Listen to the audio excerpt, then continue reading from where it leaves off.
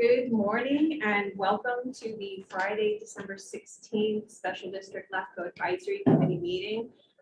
Lovely to see everybody in person via instead of little boxes on the screen. Last meeting of the year in person. It's my honor to call the meeting to order and ask that the roll be called, please. Good morning, everyone. So for roll call, we have Kimberly Porter. I am present. Jack Beebe. Here. Ann Baldridge. Here. Paul Bushy. Here. James Gordon. Here. Diane Hanson. Here. Tom Kennedy. Here. Albert Lau. Here. Hector Martinez. Dave McQueen. Here. Marty Miller. Here. And Mark Robeck. Here. Joel Scalzetti. Mike Sims. Here. Oliver Smith. Here.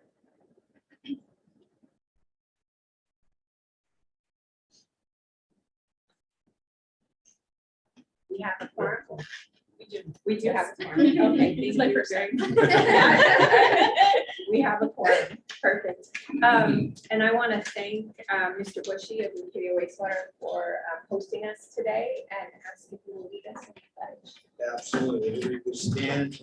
The flag is over that corner. We'll walk with the room. Put your hands over your hearts. Ready? Begin. I pledge allegiance to the flag of the United States of America and to the republic for which it stands, one nation, under God, indivisible, with liberty and justice for all. That was much better than the Zoom. We're going to start with the agenda review, but we did have a question from Mr. Roback about is the participation in today's meeting virtual, hybrid, or only in the room? And I think you know best of what LAFCO has decided. Thank you, Chair Thorner. Just hello, everyone. Keen Simons, Executive Officer. And so with the invite for Alex, our counsel, to tell or to add, this is participation in person only. The LAFCO Commission decided a few meetings back that they were no longer for themselves or for any of their committees going to proceed with a virtual format. That said, we do have the ability for the general public to participate online, and then any members or any persons of relation, such as our council, can also participate in the meeting remotely. It's just those committee members, the 15 members, need to be in person. Okay. All right. So we'll Mark. Well, yeah, I want to follow up on that. So the LAFCO board makes all the policy, including for the committees. Correct. So what was there? Okay, so for example, I drove, a fairly long way from East County. We had two other board members, one in East County and one in South County, that aren't here. I don't know why that is, but most meetings, as we've kind of gone through this pandemic, believe me, I think we all prefer live meetings, there's no question. But the reality is, hybrid meetings become fairly common too. So we have the facilities for a hybrid meeting. Why would we not? What would be the rationale? I would like to know the rationale of the board if they actually had a rationale to make that decision. You can go to the commission meeting. So, Well, you were at the meeting. What was the rationale? the rationale was to have people in person, eyes on eyes, conduct meetings going forward. Chair Desmond would be the person if you'd like to speak to the motion of the maker. I'll ask Joe. Okay. I just don't think that's reasonable. Point of clarification for purposes of public participation. Will we be taking public comment from those online? Are we allowed to? Yes. Okay. All right. And to that point, just for the benefit of how we are set up. So Michaela Peters, and by the way, this is her first special district meeting, is going to be clerking the meeting on behalf of Erica, who just got back from a honeymoon of sorts. And then Tammy is going to be monitoring our inbox and will be able to advise you, Chair, if there are any raised hands on Zoom or any live email comments. So at your discretion, please check in with both Michaela and Tammy. Did you say Adam just came back from the honeymoon? Come on. Of sorts. All right. Of sorts. All right, thank you for the point of Meeting, I clarification. Yes. And so we always start off or end the meeting with open time, which is an opportunity for committee members to address on any topics that are not directly part of the agenda. And they are limited to 3 minutes. Individuals representing agencies, you have 7 minutes. If there's anything that you would like to discuss about what's going on at your agency or anything you'd like to bring up, I want to open it up. Any comments? Wow. So next year will be SFID's 100-year anniversary, so I just want to share that with everybody. And we are in the process of planning a celebratory event in June of next year. So please expect to see an invitation letter from me. Hopefully you all can be there. So. Thank you. Mr. Miller. On that note, VID will be celebrating their 100th year next year too, and we'll be doing exactly what else agencies will be.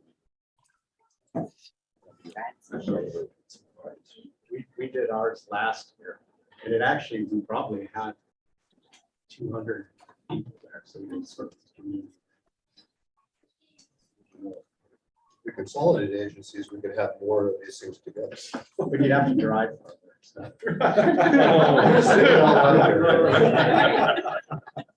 All right, anyone else, any comments? All right, with that, we are now on to the business items. The first thing are in your packet is item 4A is approval of the meeting minutes from October 26th. I will, thank you, Mr. Kennedy. Second. Thank you. All right, so we have a first and a second on the meeting minutes, and I do believe. It was the second real quick. Allison. We can do voice votes now. That is a We're all in point of clarification. We can do voice votes. Okay, fabulous. All those in favor say aye. Aye. Any opposed? I'll just note that I'm going Any abstain? All right, Mr. Bushy abstains. Me as well. Okay, Ms. Hanson also abstains. All right, fabulous. We are now on to item 4B, update on the adopted work plan. And I believe we are having a staff presentation. Thank you very much. Yes, I am going, Carol, analyst for Cindy Alonso. I'm going to give you guys a brief update on our adopted work plan. So at a notice public hearing held June of 2022, our commission adopted a work plan which consisted of 30 projects, which have been divided into 2 distinct categories. We have administrative and statutory. These also range in priority levels from low to high. Now, to date, staff has initiated work on 17 of those 30 projects, and mostly they involve the municipal service reviews for the North County region. One of those municipal service reviews for Escondido was recently presented to our commission during our December 5th meeting. We also anticipate to move forward with 2 draft municipal service reviews for Oceanside and San Marcos as early as the upcoming calendar year. Now, lastly, we have about 25 active proposals under our administrative review, which are marked by the Borrego Springs Fire Protection District reorganization. But that concludes the update on our adopted work plan. But if you have any questions or comments, we are available. Are there any comments, discussion points on the adopted work plan? Can we ask and check and see if we have any public emails or anyone desiring to speak on it since it is a business item? Public comment, no? Question. Yes. The documentation shows status as of October 28th. Have any of the items been completed or significantly changed in status since that time? I think that was just mayor. This should be as of today. Yeah. Okay. And then Chair Thorner, if I could just add, and I saw that the committee member, Mark Roebuck, had a question, but just to add a little context. So of the 30 projects, as Carol mentioned, okay, so more than half are underway. A lot of them are multi-year projects, much like their capital improvement plans. You know, it's kind of an ongoing assessment where we continue to find ourselves, you know, taking more time than certainly ideally we would do, but it is what it is the service review program. Part of that is, and we're appreciative of it. When we do the service reviews, we have found that there are a lot more public comments and engagement than we thought, you know, when we start these items. For example, Priscilla just got done with the City of Escondido document. Well, that was part 2 of a study that James and Rincon Del Diablo experienced about 3 years ago. So these service reviews are certainly taking more time. But the good thing is, you know, we're getting our practice and our sea legs into these items. But we're also developing a good practice that all of you should be aware of with your respective agencies, that when we do the service reviews, we are coming across some issues with respect to the spheres of influence. So ideally, when we do a service review, we are telegraphing out loud to everyone, hey, we think there's some sphere issues that we need to tackle. If the sphere issues are relatively digestible or readily digestible, well, then we'll tackle them right then and there. However, there are some bigger issues that we see, and some of those things we've started to focus in on special study areas. So as we start approaching all of you, certainly start thinking about your spheres, start thinking about maybe special study areas, whether they are areas that you anticipate there being projects for that merit an expansion of your sphere over the next 60-month window, or outside services that may be applicable over the next 60 months. The sooner we start hearing from you, even if we're not doing your study this year, it will help us get ready for what turns out to be a rather substantive discussion. So, Chair Thorne, I just wanted to add some comments. Thank you. Appreciate that. Mr. Kennedy? Does Mr. Roback have a question? I do. So I'm looking at the high priority things, obviously things like recruiting, onboarding, the MSR is pretty stuff you'd expect. The last one is website refresh, and I was curious about that. It seems like the website was refreshed not too terribly long ago, but just curious the characterization of it. So, Second Priscilla, refresh. would you be up to tackle? Sure. So right now I'm working with Grantis, the website manager, to refresh it in a way where we are a little bit more thoughtful on where items are on our website currently. So right now we have about 5 items when you go to the website, and there are little drop downs. But as I went through the website, I felt that there was an opportunity for improvement on the organization of it. And so I'm currently working with them on how do we make that just a little bit more intuitive to the user when you go to the website, when you're trying to find an MSR, when you're trying to find policies, when you're trying to find CKH or whatever it may be, rather than you trying to figure out and toggle all the different drop downs. So that's what we're working on right now. And it's always nice to make it look nicer. Yeah, and I think you guys are doing a really good job, by the way, on social media. I think that's big improvement. It was. Kayla? I mean, we're engaging the public, and that's Yeah. what we should be doing. So, you know, the website, social media, that's all we're engaging with the public. Gotta get a Mastodon server set up before Twitter uploads. My compliments on the website, especially the volume of information, particularly on the detachment and how easy it is to access. You have a page count on all that? I gotta head down and do it, because it's a server or something. Yeah. Do just a great job of uploading Mr. everything. Kennedy. Keen, I have a question on one of the moderate ones. You've got policy review on island annexations. Mhm. And, you know, I'm curious as to where we're going, because I know I live in an area in northern Escondido that has a patchwork quilt of county and city, and then in Rincon and the city of Escondido and the water. Would that be to where if proposals come to you that are in one of these patchwork quilt areas, you would try to, you know, wrap up the nearby areas, because if I'm looking at that, because it is literally, Yeah. looks like a patching Jigsaw. up there, a jigsaw up there. And so I'm just curious if that's the goal, when, if somebody says, hey, I want to annex in this little chunk here, if there's other islands all around me, at a certain point say, look, we're either going to do this, or we're not going to do this. Yeah, so committee member Kennedy is referencing what is an important policy, even though we identify it as a moderate policy, nonetheless, it's important, especially for our cities, but it impacts the districts as well. So if there is land that is entirely or, quote, substantially surrounded by a city, in the state law, there are fast-tracked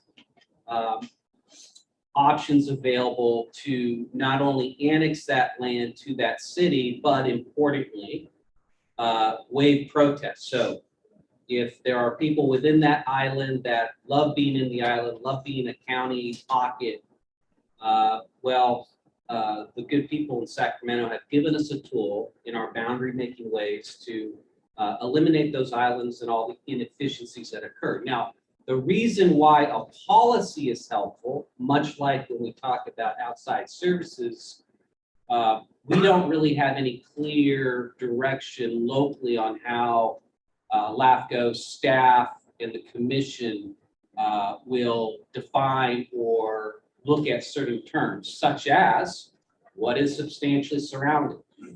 Many LAFCOs quantify it and they'll have a number. Okay, if it's 66% surrounded by Escondido, it's qualifies. We don't have that. The reason why we haven't tackled this in earnest yet is Priscilla just got done with a rather large annexation of the Mara Vista Island to the city of Vista. And there you had all the policy issues come up where you had 300 or so residents who were adamant they didn't want to be in Vista. And they really were upset that LAFCO was going to take away their vote to say something about it. However, what the process separately for us illuminated is we need some definitions because it's tough for the commission to quantify not only what is substantially surrounded, but what does it mean to be developing? What does it mean to be orderly with respect to this? So it's an important policy, and how it affects the districts is many of the islands are served by districts. So as we go in and facilitate their conversion to incorporated lands, there are conversations then, in this case with Mara Vista, okay, what's a detachment fee for the Vista Fire Protection District or Buena Sanitation District? So these are things, if you don't have on your policies, you know, some articulation of how you come up with your own detachment fee, irrespective of what Rainbow and Fallbrook do. But, you know, on these smaller things where LAFCO takes lands out of your jurisdiction, takes them into Encinitas, Carlsbad, San Diego, please maybe add that to your own work plan because it will help speed things along.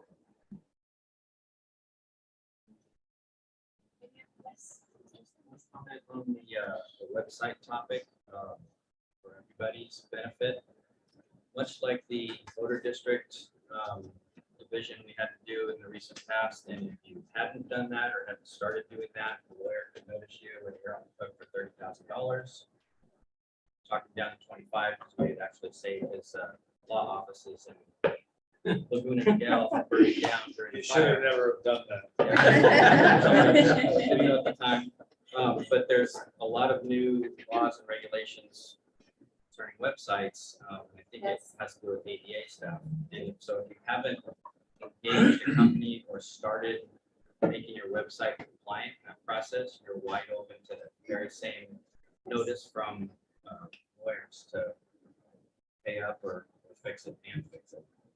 So I would encourage everybody to look into that and engage somebody. We use a company called AAA Track.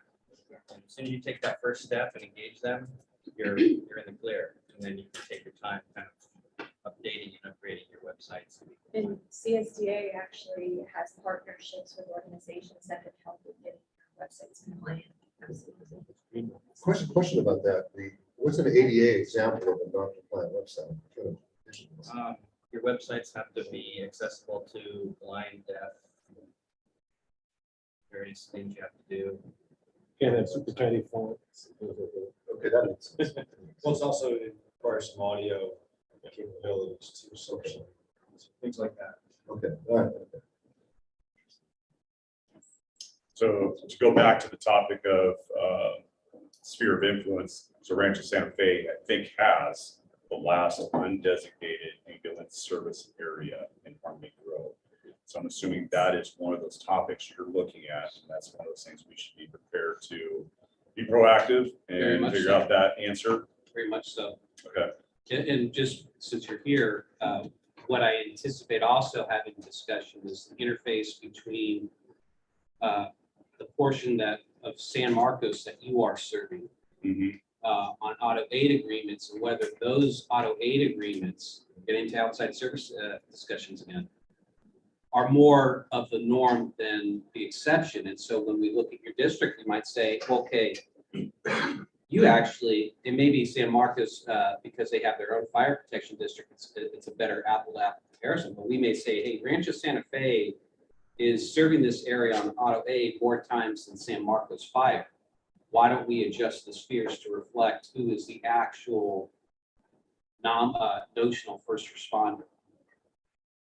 Yeah, because that's it. The automatic aid comes into play. I supply the engine. Yeah. Which has that response time to get them on scene first. The ambulance would probably most likely come from their station 3, and that's the handshake that completes the incident. And then just because it's a great LAFCO conversation, and all you love LAFCO. So LAFCO distinguishes special districts functions. And we haven't touched Rule 4 in a while. We're due to discuss this, but when we look at Rancho Santa Fe Fire, it's just not that we're looking at your services as one consolidated function. We say you have a fire protection function, you have an emergency medical function, an ambulance function. And all 3 of those technically could have their own spheres. And for some, like with Fallbrook, where you have a master sphere just for water service, but then they have an internal sphere just for wastewater. We, as we go through the Rule 4 update, may start going to individual agencies and say, hey, let's create designated spheres for specific functions.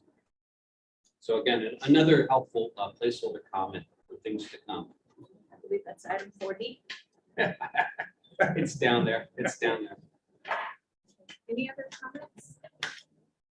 All right, that was a discussion item only, which then puts us on to item 4C, which is the independent of the special districts elections. We have some vacancies. Karen, are you briefing this item?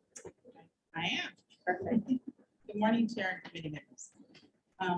The item I'm speaking about today is there's 2 vacant special district seats that will be coming up. That a 4-year term will end in April 2023. We anticipate that we're going to send out nomination letters beginning February 16th. December 19th through February 21st. And come to you as your board that for our policy, we select a nominating committee of 3, and there's 8 eligible members, and their names are listed for eligible to that. So, and then also we'll be doing sending out ballots on February 6th week for February 24th, and the deadline is April 7th. So I believe you have to take action today for the nominating committee. Yes. And so on pages, and I apologize, my right eye is bad this morning, pages 16 and 17, there are the eligible candidates for a nominating committee. And I would assume if you volunteer to be on that nominating committee, you would also probably not be throwing your hat in the ring for one of the 2 eligible positions. So I would ask, are there three candidates on that list, Mr. Smith, Mr. Bushy, Ms. Hanson, Mr. Scalzetti, Ms. Baldridge, Mr. Martinez, and Mr. Miller. Are there three of you that are not considering putting your hat in the ring for one of the vacant positions that would be willing to serve on the committee? I have a question first. I probably have seen that before. Yes. Do we know if the incumbents, Mr. Willis and Mr. Drake, are going to run?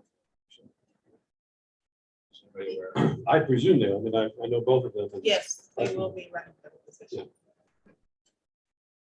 And the other question I had was the positions on the LAFCO commission, both regular and alternate, you have to be an elected, it couldn't be a Yes, staff only an member, so only elected. So of the Yes. list of 8 people, Joel, Hector, Marty, Oliver, would be the only people who would be, I don't think they're in an elected position. Yeah. So all of those wouldn't be eligible to run for it. And the other question I had was regard to the role of the nominating committee. If of all the special districts in the county, board members from each were to put their hat in the ring, we'd have 60 candidates or so. Is this nominating committee going to whittle them down, or do all 60 go on the ballot? So I'm not sure. I remember we went through this before, so refresh my memory. Traditionally, the nominating committee recommends a slate. Right. After, and generally, they recommend it after speeches at a CSDA dinner and interviews with the candidates. But but is it required that this committee put a slate? Because remember the slate that went out last time It did not is get not. elected. So Yeah, no, at what point do we want to insert ourselves in this, or should we just The- let the notice go out to all the electeds in the special districts and say whoever wants to run? Because last time there was a slate selected that was not chosen. correct. And I would Commissioner wasn't super happy offer, about it. no, I would offer that there was a slate recommended by the committee, and one of the individuals went to every special district and shook hands and said, elect me, and that individual was successful. We do have to consider it. The committee's adopted policies say that we will establish a committee. We do not have to. I mean, we can decide today that we do not want to, and then just let folks throw their hat in the ring. I'm assuming that all the candidates will make the speech at the upcoming CSDA dinner, as they always do. I'd be interested in input on this. I'm just thinking if you have the two incumbents running, you have a nomination committee, that kind of can put you in an awkward position if you're nominating, say you Someone have who's 10 not an people. incumbent. Yep. So kind of with Tom on that one, I can help, but I'm just seeing like danger signs. Yeah, Yeah, the red flags. Just go get sideways with people you don't even know. And the reality is if we're happy with and return to their I would suspect that they're only- so I'm not sure. I do know that there are potentially other folks interested, right? So you will have multiple candidates, including the incumbents. Yeah, and it happened to me in the past in these situations. Maybe we formed a nominating committee, but that nominating committee goes to the committee now.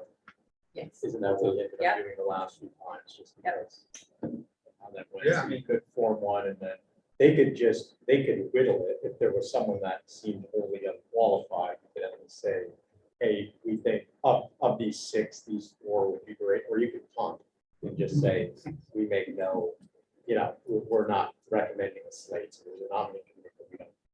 Yeah, I know. You have an Jack, election Mark's in the process. room right now. You can't talk about it. I'm not on the Mr. Simons? Chair Thorner, so I have a suggestion. So LAFCO staff is certainly agnostic to the committee process here, but I do see the value in a vetting process, and perhaps if Mr. Lau is agreeable, maybe what the nominating committee could do is simply create some structure around the candidate night and actually maybe perhaps vet specific questions instead of, in my limited experience, it's usually someone just gets up there and speaks about themselves and not necessarily about what they would bring to the position. I like that. Maybe have the nominating committee create a couple questions that'll be asked. So. Okay, just FYI, I passed off the baton to Jack, so Jack. Oh, is- Jack. Oh, that's right, Jack's Jack. becoming president. Not learning the game. Yeah. I forget. CSCA. I forget sometimes what I agree. I guess. Yeah, I'll I'm say- fine with that. And Yes. I'm fine with being involved in that and just setting questions. Other than that, I'm involved with that. Yeah, if that's the context, I'd be more than happy to help. All right, so, Mr. Bushy, So it just, I guess, the difference between eligible and ineligible is if you don't have some sort of, if you don't have something before the commission. you are, well, additionally, I believe that this is not just for LAFCO, it's also for the candidates that throw their names in the ring for the advisory committee as well, correct? Okay, so it's not for. Well, Tammy, is this just for the, which one? This is just for the nominating committee of the special district, meaning that, like, for Oh, example, so- if your term ends in 2023, a member on this board, they're not eligible to be on the nominating committee because they're coming off in October of I this year. understand, okay. All right, so Just for Mr. the Bushy is a yes. Anyone else? Look at all those hands go up in the air. To Wow. participate in developing questions for the candidates to ask at CSD? All right, all right, perfect. Well, you're not. You're not on the eligible, list, I'm buddy. Sorry. Oh, Ms. Baldridge, Mr. Bushy, I need one more. Oh, you're on the list. Okay,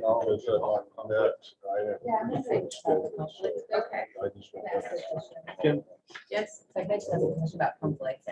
One of the current or incumbent candidates here is an associate director on our board. Would that create a conflict? no, you're just creating questions that everyone's going to ask. Yeah. It would if you did nominate. Yeah, I know, that's the thing. Process, but But wait, these are the candidates eligible for appointment. You don't have to be on this list to be nominated. Yes, you do. Yeah, That's for the what I'm nominating saying. committee, these are the only. that can be And on. Paul is not eligible. for We have a appointment. two-person committee so far. I've got a 2024. Understood it correctly. You know what, I'll reach out to Hector and ask him to be the third. That way we have representation from around the county as well. Okay, so, Mr. Martinez, Ms. Baldridge, Mr. Bushy, 3 individuals to come up with questions to be asked at the CSDA dinner upcoming of all the candidates. Okay, Mr. Roback. So I'm thinking about this, see, so if you weren't a candidate, on that list, Yes, it seemed like you want someone developing questions this arm's length that's not on that list. To me. Well, they're not running. This isn't a candidates list, this is members of this and committee your members of whose this committee terms don't expire terms next don't year. expire Correct. this year, Who- that are gonna ask. For this the committee. LAFCO board. We're not asking the questions of ourselves. This will be for the LAFCO, the 2 LAFCO, Special district. there's a special district positions on LAFCO. Oh, The primary. and so the very, alternate. okay, very Well, well. there's 3, there's Got 2 primary and an alternate. Yeah, One of the primaries is Jennifer Kinsey, she was reelected not too long ago. The other one is Yeah. gonna be open as well. Yeah. One of them- correct. We have 2 up in April. Okay, all right. Any other questions on this before we move on? All right, so I do believe those appointments are made, although Hector will find out about it after the fact because he'll regret missing this meeting. So maybe just check in with the public just in Yes, case. absolutely. Can we check in and see if there's any public comments? I Don't received see one. any hands raised either, and none on email. Okay, thank you. All right, so now we are on to item 4C. I'm sorry, we are on to item 4D, which is the draft policy establishment on out-of-agency services. And I think you're the lucky staff member today, Carol. Yes, I'm in the hot seat on this one. Yeah. All right, so before the committee today is a draft policy to provide formal guidance to LAFCO and its existing task statute, specifically Government Code Section 56133, which allows LAFCOs to regulate cities and special districts that look to provide services outside their boundaries via agreements or contracts. Now, this item is coming to you by way of our adopted work plan and is being considered a high priority project, given the increasing volume of out-of-agency services activities that we're seeing in San Diego County. which are either from formal approval requests or through illumination in the municipal service reviews.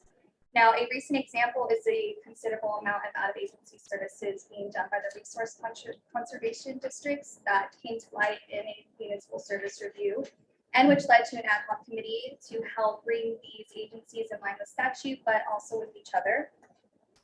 Now, as for the draft report, it largely sets out to reflect and refine what existing, some existing practices at LAFCO that have been evolving for some time, and which are marked by 5 specific headliners that will be shown here on the screen.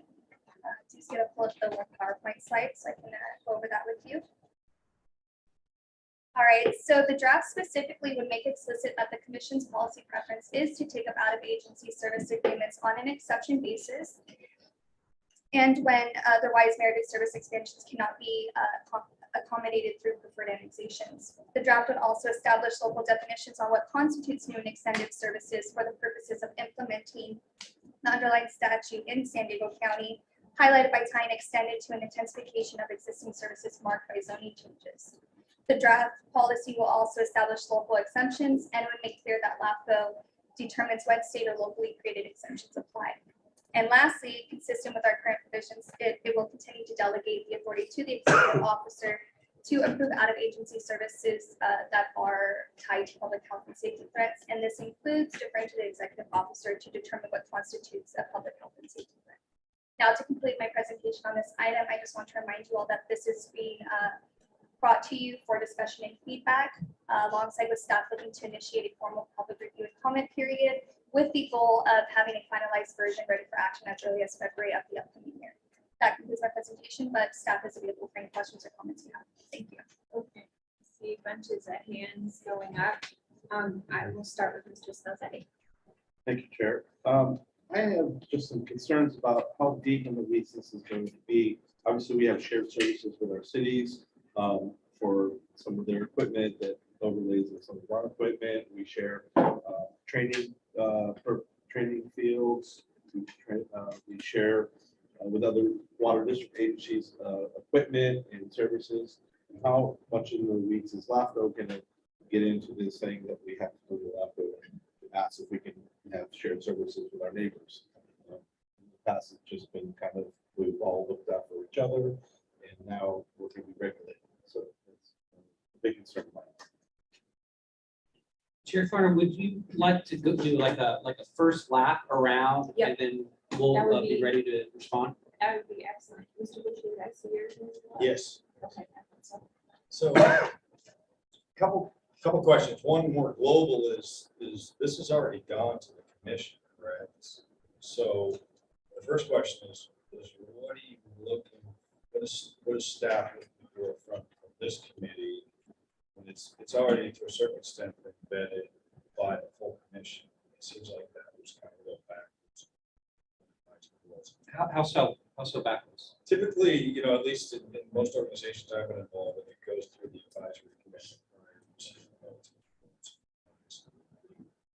basically comment. So that when it goes to the commission or organization, that it's been fully vetted. So that was my first kind of question. What do you Mr. think? Bushy, I'm sorry, we can't hear you online. Would you mind speaking into the mic? Sure. Talk to the I'm owl. going to talk to the owl.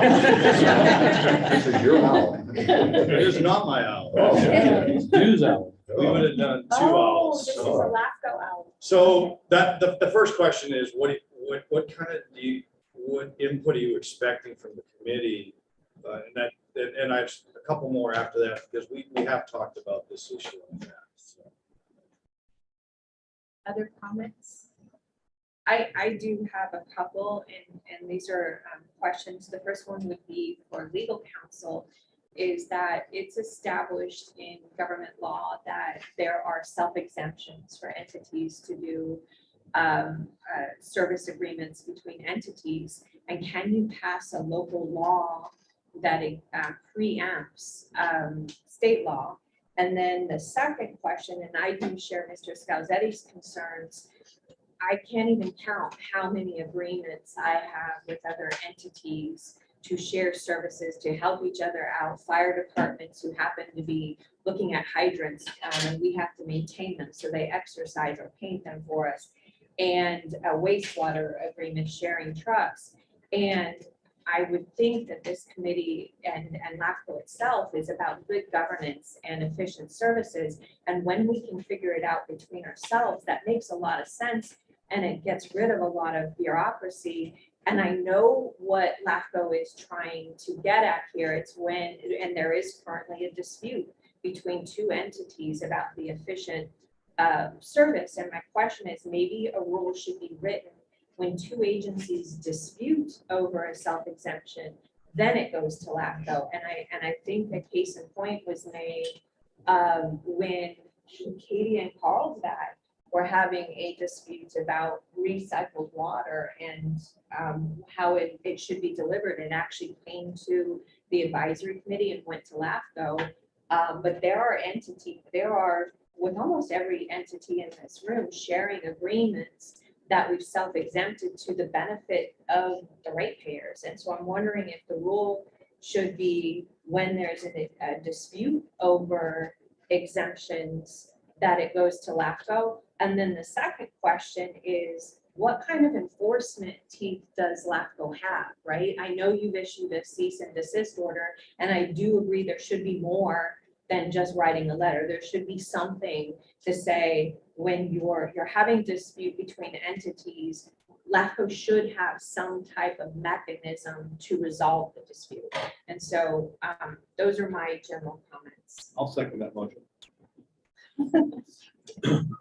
Mr. Kennedy. Yeah, Kim took most of my thunder, and I think that that's an important part, the last part about the dispute. But I think what you also run into with this thing is that the legislature granted certain rights to special districts under state law, and that it's unclear to me, and maybe that's in Holland, but I could or Alex, what is the capability of a local LAFCO to take away something the legislature has granted? And you'll probably find significant resistance, as would from anybody, if they feel that a right given them under state law is being usurped by another agency.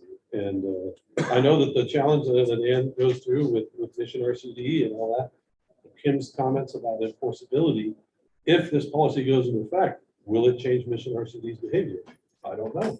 You know, and so it doesn't make that much difference, whatever we do at the local level, if there's no enforcement mechanism to be able to, you know, execute whatever the policy says. Sorry, Reese. Yes.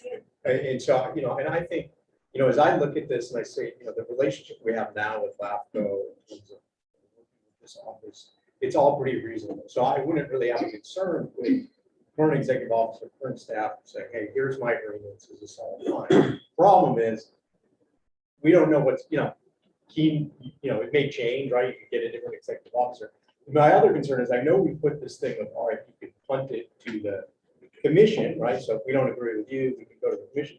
The challenge there is the commission is political, right? So fortunately now, you know, we have pretty good representation. You know, Desmond's in North County, he represents, but agencies that are up there, Fallbrook, Rainbow, you know, you could have a future in which there's no representation of that area, and you could have an agreement, hey, we're going to work on this together. Some agency felt like, hey, this is going to cost us something.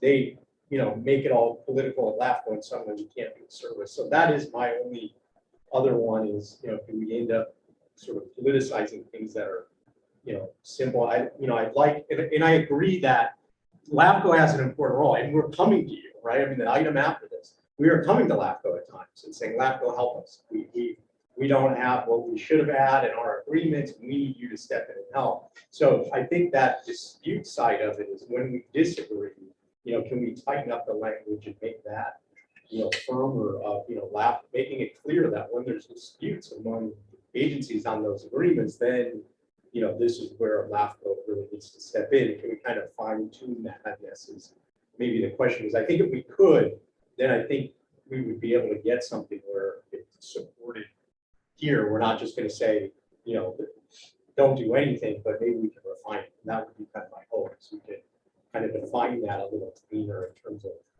you know, what you're trying to do is make sure things are done orderly, and what we're trying to do is make sure it doesn't get in the way of, you know, these sort of basic service agreements that we have that everyone's fine with, that aren't adding services into a new area. It's just between the two of us how to do this. Mr. Miller? So Vista and Vallecedis have an extensive cooperation with water systems. We have a multitude of connections where we serve Vallecedis and Vallecedis serves our people. So if we had another layer of bureaucracy to that, that's going to be quite a burden for us. If it was one thing, it'd be different, but we see this all the time where we're serving each other's customers, and LAFCO's obviously processed several de-annexations where we've given up our service area because we have that pot over in San Marcos and miscellaneous little islands of service from tens of decades ago that we serve that are kind of an annoyance to everybody. So adding a layer of bureaucracy to this would just be a severe burden. And I agree with what Kim and Jack said. A dispute resolution process where if we're in a dispute, it'd be great to have an arbitrary by LAFCO to come in and arbitrate it, solve it. But as far as the everyday cooperation, more bureaucracy doesn't make more efficiency. And just to be on the record, yeah, I'm in full agreement with that, especially on the fire component. In the North Zone, it's literally 14 separate fire agencies, and we drop the borders. We send the closest unit, whether it's the ambulance, the engine, whatever that incident may be, we send the appropriate resources to that incident to mitigate it. So yeah, I can see the automatic here, automatic aid, but yeah, we've got a great process of how we do it, and we operate under one ECC, Emergency Communication Center, and it seems to be just absolute flawless. I mean, that's the relationships and the partnerships that have just been expanded over so many years. And in fact, we have our first meeting in January with all the North Zone chiefs in one room, just to make sure that we are on par with the strategic plan and we're meeting the mission for our customers. Thank you. Thank you. I was looking for just a little clarification on item 1C. Where the commission approving out of. You'll need to speak louder. Yeah, the owl, The sorry, owl sorry. needs to look at you. Looking for clarification on item 1C and approving out of the agency service requests involving territory outside the sphere of influence in response to existing pending or public health and safety threats. So another example from our RCD, we do have MOUs with another smaller RCD in San Diego County, Upper Sun Luis Rey, who has a very limited capacity, and we perform services in their area. So is this saying that for us to continue to do that or to request new permissions to deliver additional services, would it have to be related to a public health or safety threat, and how is that defined? Any other questions or comments before we toss it back for? I think I know we had this one written email. Oh, we do have a written email. Public comment. Thank you very much for that reminder. The public comment is from Mission Resource Conservation. It says, I'm summing up in 3 minutes. It says the draft policy on out-of-agency services are currently written will likely have unintended consequences and negative impacts for special districts and the public throughout the San Diego County region. Local agency formation commissions were established by state policy for the purposes of encouraging orderly growth, promoting the logical formation and determination of local agency boundaries, discouraging urban sprawl, and preserving open space and agricultural lands. Government Code Section 56133 specifies when LAFCO approval is needed for a city or district to provide out-of-boundary services in a manner that is consistent with LAFCO's designated authority under state law. And it says, efficiency in the provision of public services put into a broader context, LAFCO's responsibility for the logical formation and termination of local agency boundaries is to promote the efficient provisions of public services with the emphasis on reducing duplicate services. Transparency and accountability. LAFCOs are to be neutral, independent, and provide well-balanced representation in which representation lies within the commission. The current draft policy delegating the authority to the executive officer, a non-elected position, to make determinations outside of public view about whether and when exemptions under Government Code 56133E may apply, lack oversight and transparency in the decision-making process, and therefore a lack of agency accountability. San Diego LAFCO draft policy current status. Once the commission, or emphasis added, executive officer take actions whether to approve with conditions or deny an out of agency service request. The decisions are final and cannot be appealed. Page 4. This statement stands in conflict with the clause in Government Code section 56133D stating, if the new or extended services are disapproved or approved with conditions, the applicant may request reconsideration, citing the reasons for reconsideration. We strongly support the recommendations made during the San Diego LAFCO meeting on November 7th regarding the appeals process for determination under San Diego LAFCO's out-of-agency services. Thank you for your consideration. Heather Conklin, Board President, Mission Resource Conservation.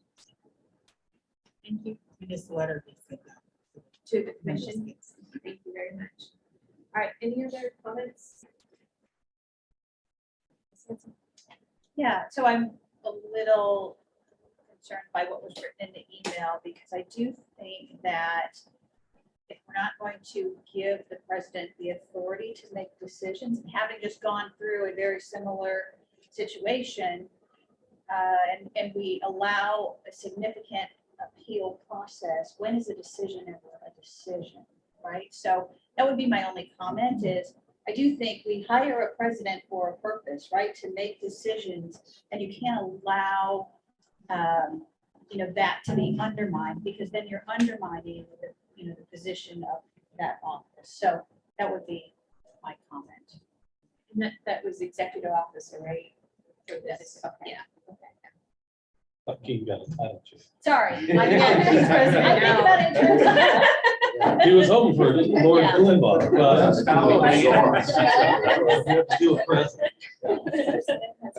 Question, does the decision of the executive officer, can it be appealed to the full LAFCO board?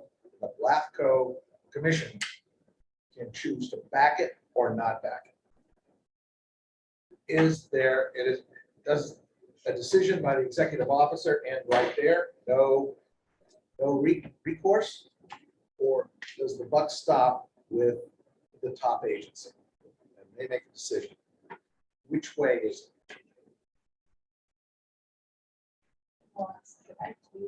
Any other comments, questions before we toss it back to staff? Mr. Roback? Were there other written comments submitted or just that alone? This was just received today. for Okay, the so special- everything it else was is addressed to the special district. Got it.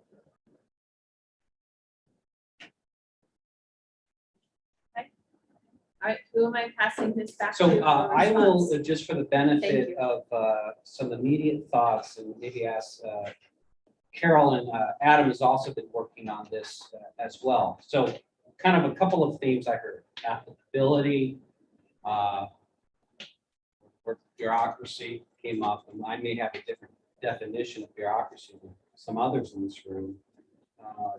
And then next steps and what is being asked of LAFCO, so some key themes in recourse. All of them. So if we all have our packets, and I believe we do, we thought about the applicability comment and want certainly to get the committee's thoughts on this. So if you go to the packet is page 26, but it's the actual draft proposed policy itself. So on page 26, under section 3, and you go to B, 3B. So it says the following municipal service functions or classes are not subject to the commission review and approval under this particular code section. So right off the bat, we're looking right at Dave and Mike, and we're saying anything to do with fire protection. You guys have better lobbyists than us. You are not subject to this process. Yes. So if you add water and wastewater to Yeah. that, We put it Parks on. and cemetery. I just wanted to be on the record. Now, maybe to Joel and Kim's comment, so double I, services provided on an entirely advisory basis where no monetary compensation directly or indirectly, other than reimbursements, is received by the contracted cities or special districts. So this was a wordy way for us to say, hey, if Diane is just sending some staff, her IT staff over to Fallbrook to help out, you know, on some kind of healthcare billing system, and yeah, maybe they reimburse for the hard cost of whatever Diane's giving her, you don't have to come to LAFCO. If Oliver is, you know, giving his trucks, you know, he has a backhoe, he's giving it to another agency to use, just fill it up when you're done. You don't have to go to LAFCO. I would certainly welcome and appreciate your wordsmithing to take this idea and make it more clear to how it would work for your respective agencies and how you share facilities, personnel, equipment, right? So I think that's the spirit of what Joel was getting to as we started this discussion, but I appreciate there are things that may still be missing. In number, 3 is this idea of automatic aid agreements. So like, okay, we're going to, you know, the main water line is down, so we're going to draw water from another distribution system. You know, it's all good. And then the fleet management issue. So those were our attempts to say to what Joel was asking up front. Okay, where does this regulation stop and end? So we're saying these are the things that we would view as being non-substantive to our LAFCO interest in boundary watching, right? So it all comes back to boundaries. We're interested in making sure the boundaries have meanings. Now, and I know Joel has a follow-up question, but just for the other comments that I heard. Recourse. So in our original version that we had sent to the commission in draft form a few meetings back, when we talked about reconsideration, and Gary Orant flagged this, we had said no reconsideration. Gary and then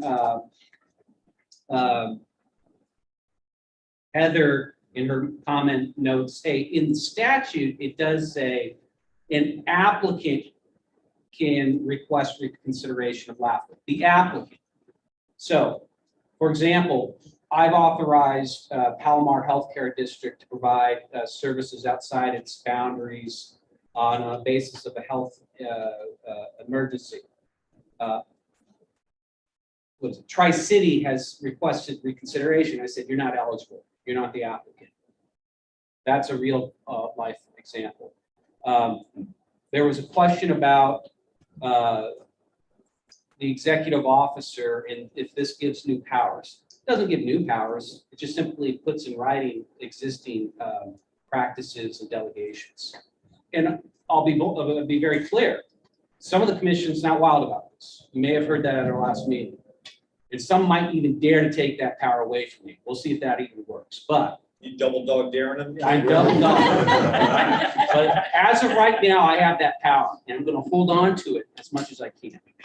And then last but not least, Paul asked the $1 million question. What are we asking of you today? We went to the commission because that's our bosses and said, look, we're not even quite sure if we're getting into your strike zone. Here's our draft. What say you? They said, with some variations, we're good with the draft. Some members said, I have a little heartburn about, you know, you having all this delegation, but it's a good draft. Proceed with your public review and come back to us with something final. You're part of the public review process to get some feedback, whether it's by the committee as an organization, or if you individually want to go back to your boards and write comment letters. I think this is a good start. LAFCO is a regulator, and it's a good thing. I made the comment at one of Tom and Jack's town hall meetings that bureaucracy is a good thing. Because That someone went like, really well. someone like Marty was, like needling me about, well, what's LAFCO's role? I said, well, it's a good thing, right? You want process, you want transparency, right? So I say the same thing here. I don't think it's appropriate that the committee say, and maybe it was just a first thought on Jack's part, so I'm not picking up. Well, it'd be great if we could just have this, have LAFCO when there's a problem.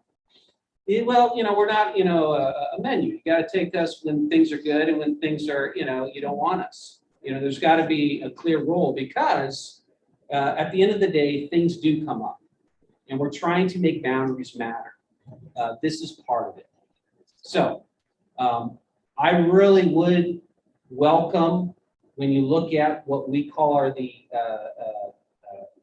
applicability items or eligibility. If there are things here that you think, hey, lack of staff, don't get involved in this.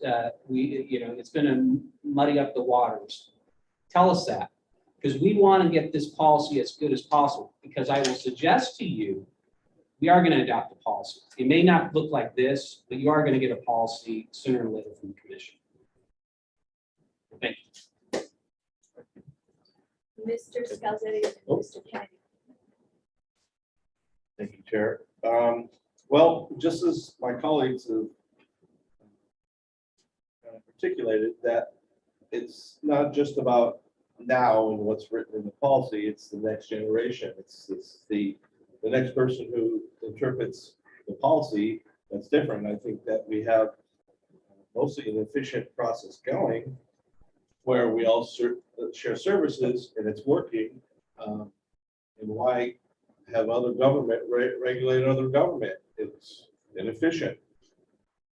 So I'm really strongly about maybe coming back with something where we can get a solution on if it's not efficient, rather than governing all of our efficiencies. So, I'm going to put on my university Wikipedia law degree hat on now. And I know there's at least one lawyer in the room. That's right. Oh, it's two. Oh, well. Yes. When you have a situation to where there's a dispute, and when you're talking about the reconsideration clause, and through this policy, somebody who has provided input to the commission or executive officer saying, let's say Jack wants to start serving a chunk of my service area, and I'm like, hey, no, we're planning to go there. And you say, oh yeah, Jack, go ahead and do it. And I say, wait a minute, I don't like that. You say, well, you don't have standing because you're not the applicant. I think there's a different legal standard because you're going to find yourself in court because you can't unilaterally say someone doesn't have standing if it's in their district, or maybe you could here, but I'm not sure if that's going to be defensible when someone decides to take it to court. And so I think that by precluding reconsideration requests by, like, let's say, maybe not just anybody, but hey, how about the district that they're in, that is giving us, or like with you guys, for example, if they say, Mission, you're good. You say, well, wait a minute, they're serving in our district. We don't like that. Well, you're not the applicant. So I don't think that could work. You have to be, if you said the applicant or the agency in which they're doing the service outside of their service area, maybe. Yeah. And just to follow up on that point, it was my understanding, and I could have misunderstood, but I thought in the case that you're describing where one district wants to provide services in another district's boundary, I thought there also had to be an agreement between those districts as well as approval from LAFCO. Well, I mean, I don't know. In your case, I'm not sure if that's the case, right? Yeah, so I I think think our we case is a will. little bit different because it was an emergency situation, right? And I think that's where you lose efficiency in this process if you make it too Oh, yeah. bureaucratic and you got to go through a bunch of meetings. So I think, I guess I was comfortable with the outcome and I thought the process worked well because I know what this team did to vet through both sides, right? So it wasn't like we just came to LAFCO, he made a decision and that was it. He took the time to talk to Tri-City, to talk to the other organizations that were involved, because that's kind of, or other organizations coming to us saying, we need help, right? It wasn't the other way around. So I think that makes this situation, or the situation we went through, slightly different. Yeah, than, the and, you know, in emergency health- has a different carve out. Yeah. The non-emergency situation. Right, and healthcare is a different animal all the way around. I hear a lot of your challenges, and understand that your district challenges are different than ours, because in healthcare, our patients can go anywhere, right? So they can go to any organization, not just. Well, under this new policy, they won't be able to do that. Thank God I'm in Palomar Health System. Can I make maybe a suggestion, because we're still talking such high level, and I think part of it is sort of our feeling of what this means, and staff's feeling of what this means is different in terms of what they feel like, hey, we covered that in the language, and we're still where it's not. It might be helpful if us in here said, hey, here's the agreements or types of services we are doing specifically right now, because all of us, you know, Fallbrook, I can probably think of 15 things where I go, all right, here's stuff I'm doing. You know, agreements we work on Camp Pendleton. Oh, we're probably never going to extend our boundary onto Camp Pendleton, right? I think that will have problems, but there's a federal agreement for us to provide services to Camp Pendleton. So list these things, right? And so then we can kind of work through and say, are these really covered by the language? If not, should they be? Shouldn't they be? And you know, when I'm saying, well, LAFCO should only be more in trouble. Also, I agree. You know, issues that are more substantial, there's a role for LAFCO to go, all right, well, here you guys are doing this, but I have, you know, we have concerns, us as LAFCO, that maybe you're getting outside the bounds. So I understand that, you know, there's a role besides just, hey, we don't like this. But maybe if we all took some time ourselves and came back with that, so we could talk more sort of real world, you know, where we serve customers. Rainbow serves some Fallbrook customers, Fallbrook serves some Rainbow customers under agreements like every water agency. You know, we look at all those and we capture 97% of them with the language, and maybe this isn't such a. Yeah, if there was a carve out like for the water, well, but if Marty was in, it says, hey, if you're doing 5 parcels or less, don't bother coming to us. But if you're gonna do a subdivision, then yeah. or maybe there's a similar way. If we look at those, so maybe we look at those agreements, if we all take time to provide those. I don't know if that's something you guys are open to, but maybe that'll help us talk in real terms instead of just serve that. The concern I think on our end is it's going to become, you know, overly burdensome, or we will not be able to do things we're doing now. And you'll come back and go, this thing you've been doing for 20 years, that's working great. Both agencies are fine with it. You know, we're now going to. Okay, well, 2 things. So, and I want Adam to add something, but just politically. You were very correct. LAFCO is political. So if something's working, you think LAFCO staff is going to run to the commission? That's Hey, why let's mess with this thing. Well, that's why I'm getting at, you know, because the issue is no in general, no, but things change. And I think that's what we all have to make sure is that are we covered? So I think if we kind of tweaked it and made sure we were all covered, and I don't see it being that big a. Well, you are, existing law allows each of our own agencies to self-exempt. And by That's the this, difference. and by this, now LAFCO gets to decide whether we're exempted or not. And if a different executive offers there and says that's not exempt, then you've got another dispute. But this goes back, we looked at this last year, I believe, in a lot of detail when it was proposed as a legislative change. And again, I go back to the discussion we had was, my understanding is that the issue between the resource conservation districts was really driving this. There's a cease and desist order from LAFCO to one. But when I look at the existing 56133 key, it's clearly not excluded that somebody can come to somebody else's service area and start performing services. And to me, the ultimate remedy, we can come up with any remedy you want, but the ultimate remedy to enforce that cease and desist is legal. And that's the ultimate remedy for everything. So with the legislative change last year, the subcommittee felt like that was like a little extreme to solve an issue that seems like it's an internal issue at LAFCO as to whether to pursue litigation on this.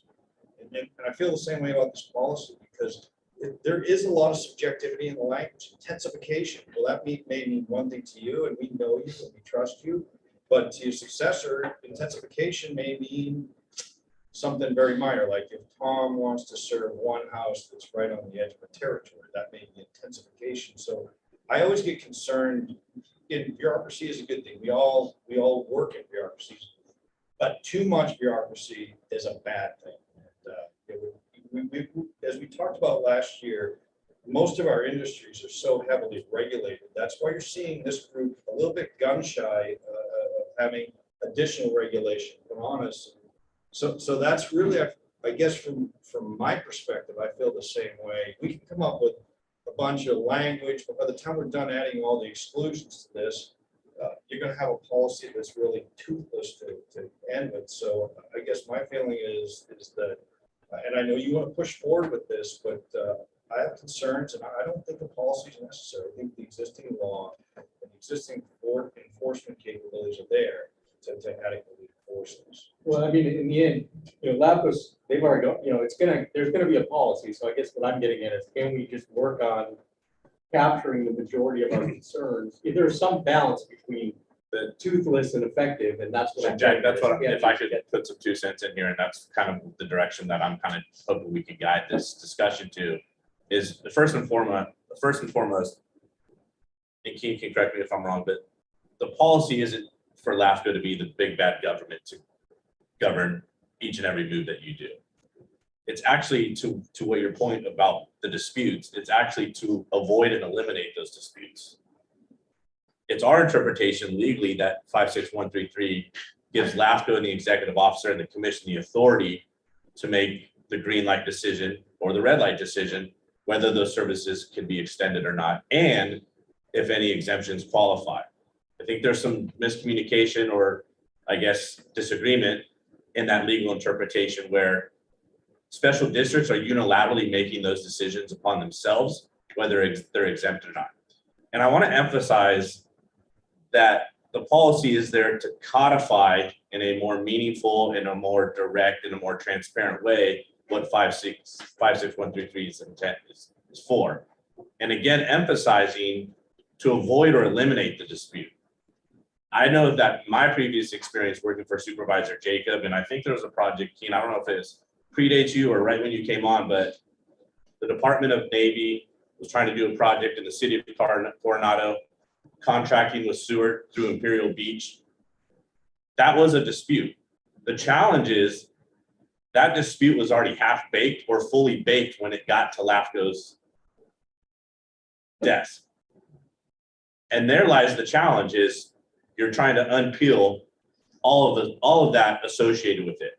There's an administrative cost to LAFCO, there's a legal cost, and in that case, there was pretty much litigation staring us right at the door.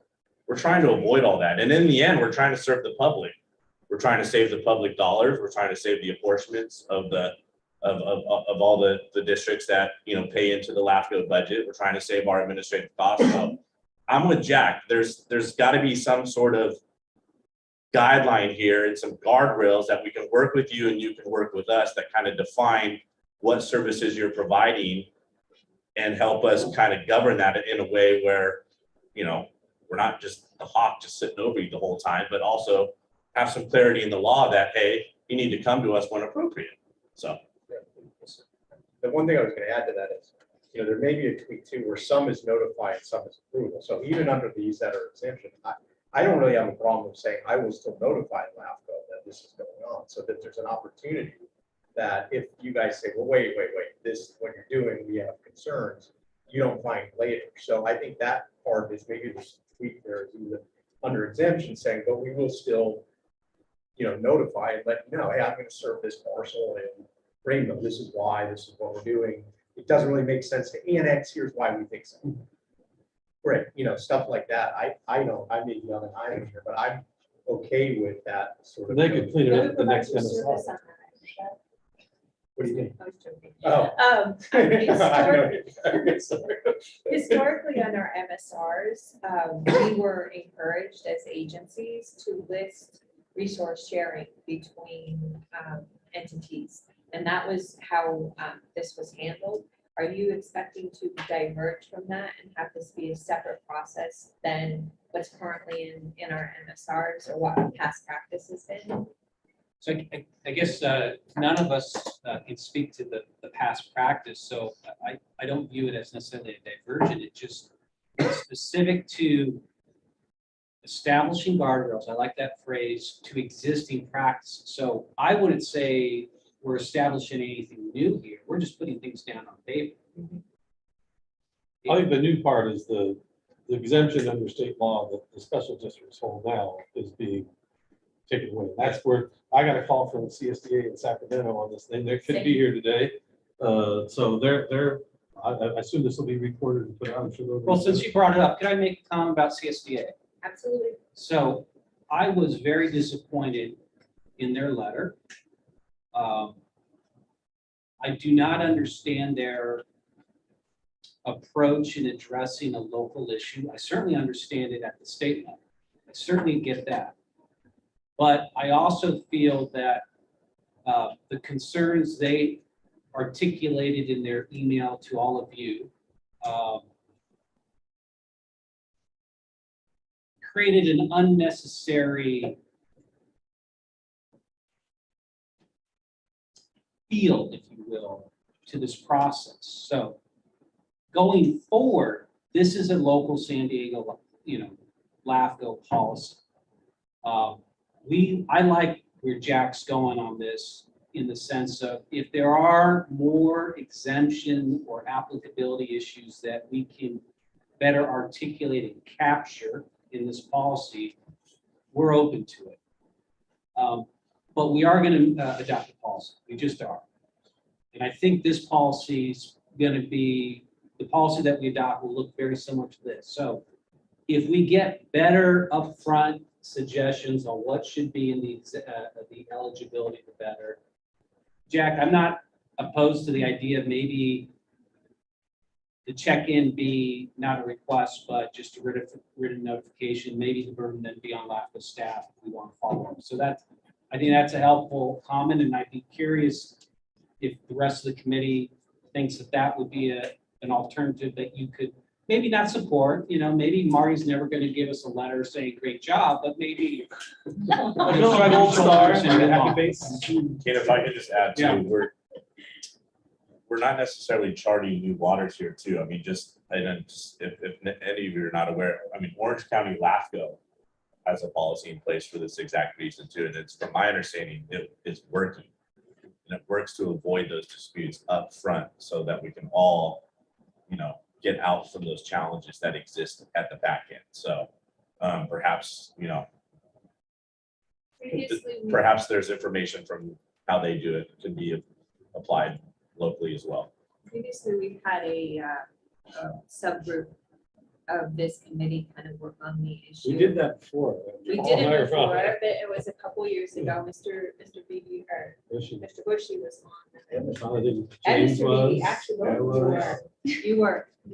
And I guess, I have one more comment if I could. absolutely. When I look at this and since the first go around, there's been some carve-outs. Fire, hey, you guys are good. Health districts with the health safety sort of angle, you've got an angle. When I look around, like Marty said, and I know Kim, and I know Valley Center, Fallbrook, the water and wastewater districts, the vast majority of the things that aren't services and sharing, like Vector trucks, things like that, is onesie-twosie parcels to where I've got a main closer to the parcel, it just happens to be over the boundary. It's not worth a $25,000 application fee to do an annexation and all that stuff. And we handle it. If we could put in something for water and wastewater that has some limit of number of houses, like 4 or 5 parcels, that is also just notified. And if we're going to do Valley Center and Rainbow, couple of years back, did an out-of-agency service agreement for an 800 unit subdivision. Now, it was followed with an application. We just let you know we had to move it forward, and then an application was forthcoming. It was all notified. But the vast majority of the issues for the water and wastewater districts, since there appears to be carve-outs for other districts, we can put a carve-out for onesie-twosies, 5 parcels or less, or something like that. Just notify, and then hopefully that will get cleaned up at the next MSR.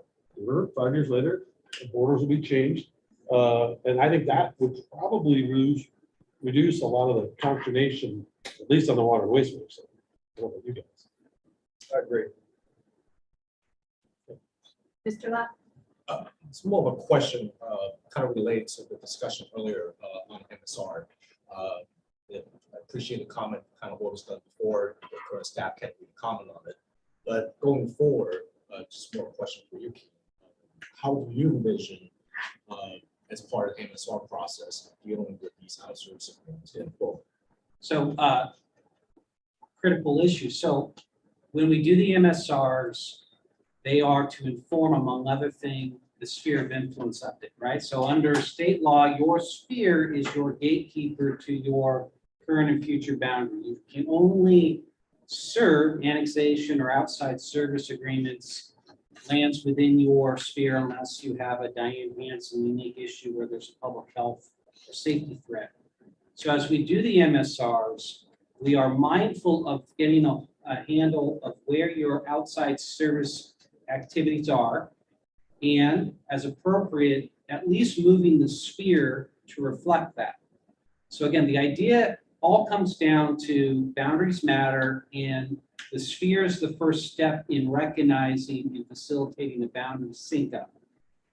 The comment that Tom made where, okay, there's an immediate issue to accommodate service to a small cluster of properties within Rainbow that is better served by the infrastructure of, let's say, Valley Center or Fallbrook, I get, and I think we could figure out a way to accommodate that without it being difficult, and I think we have done that. And so Tom's kind of buried the lead there. He had a very easy time going through LAFCO on that process, correct? Well, it was under the current rules. We had. Thank you. But, and so, yes, but we also the process planned was it. working. But it was a large subdivision and annexation process, the cost associated with that is worthwhile. For one parcel, 25 grand application fee, and the documentation that's needed is not really viable, but it is something that would be, since all of us pay our fees at LAFCO and MSRs are free. They are. That those sorts of little boundary cleanups would be the perfect time every 5 years to clean up whatever onesie twosie parcels happen. I agree. A large, we define a subdivision or a large project as 5 parcels or more.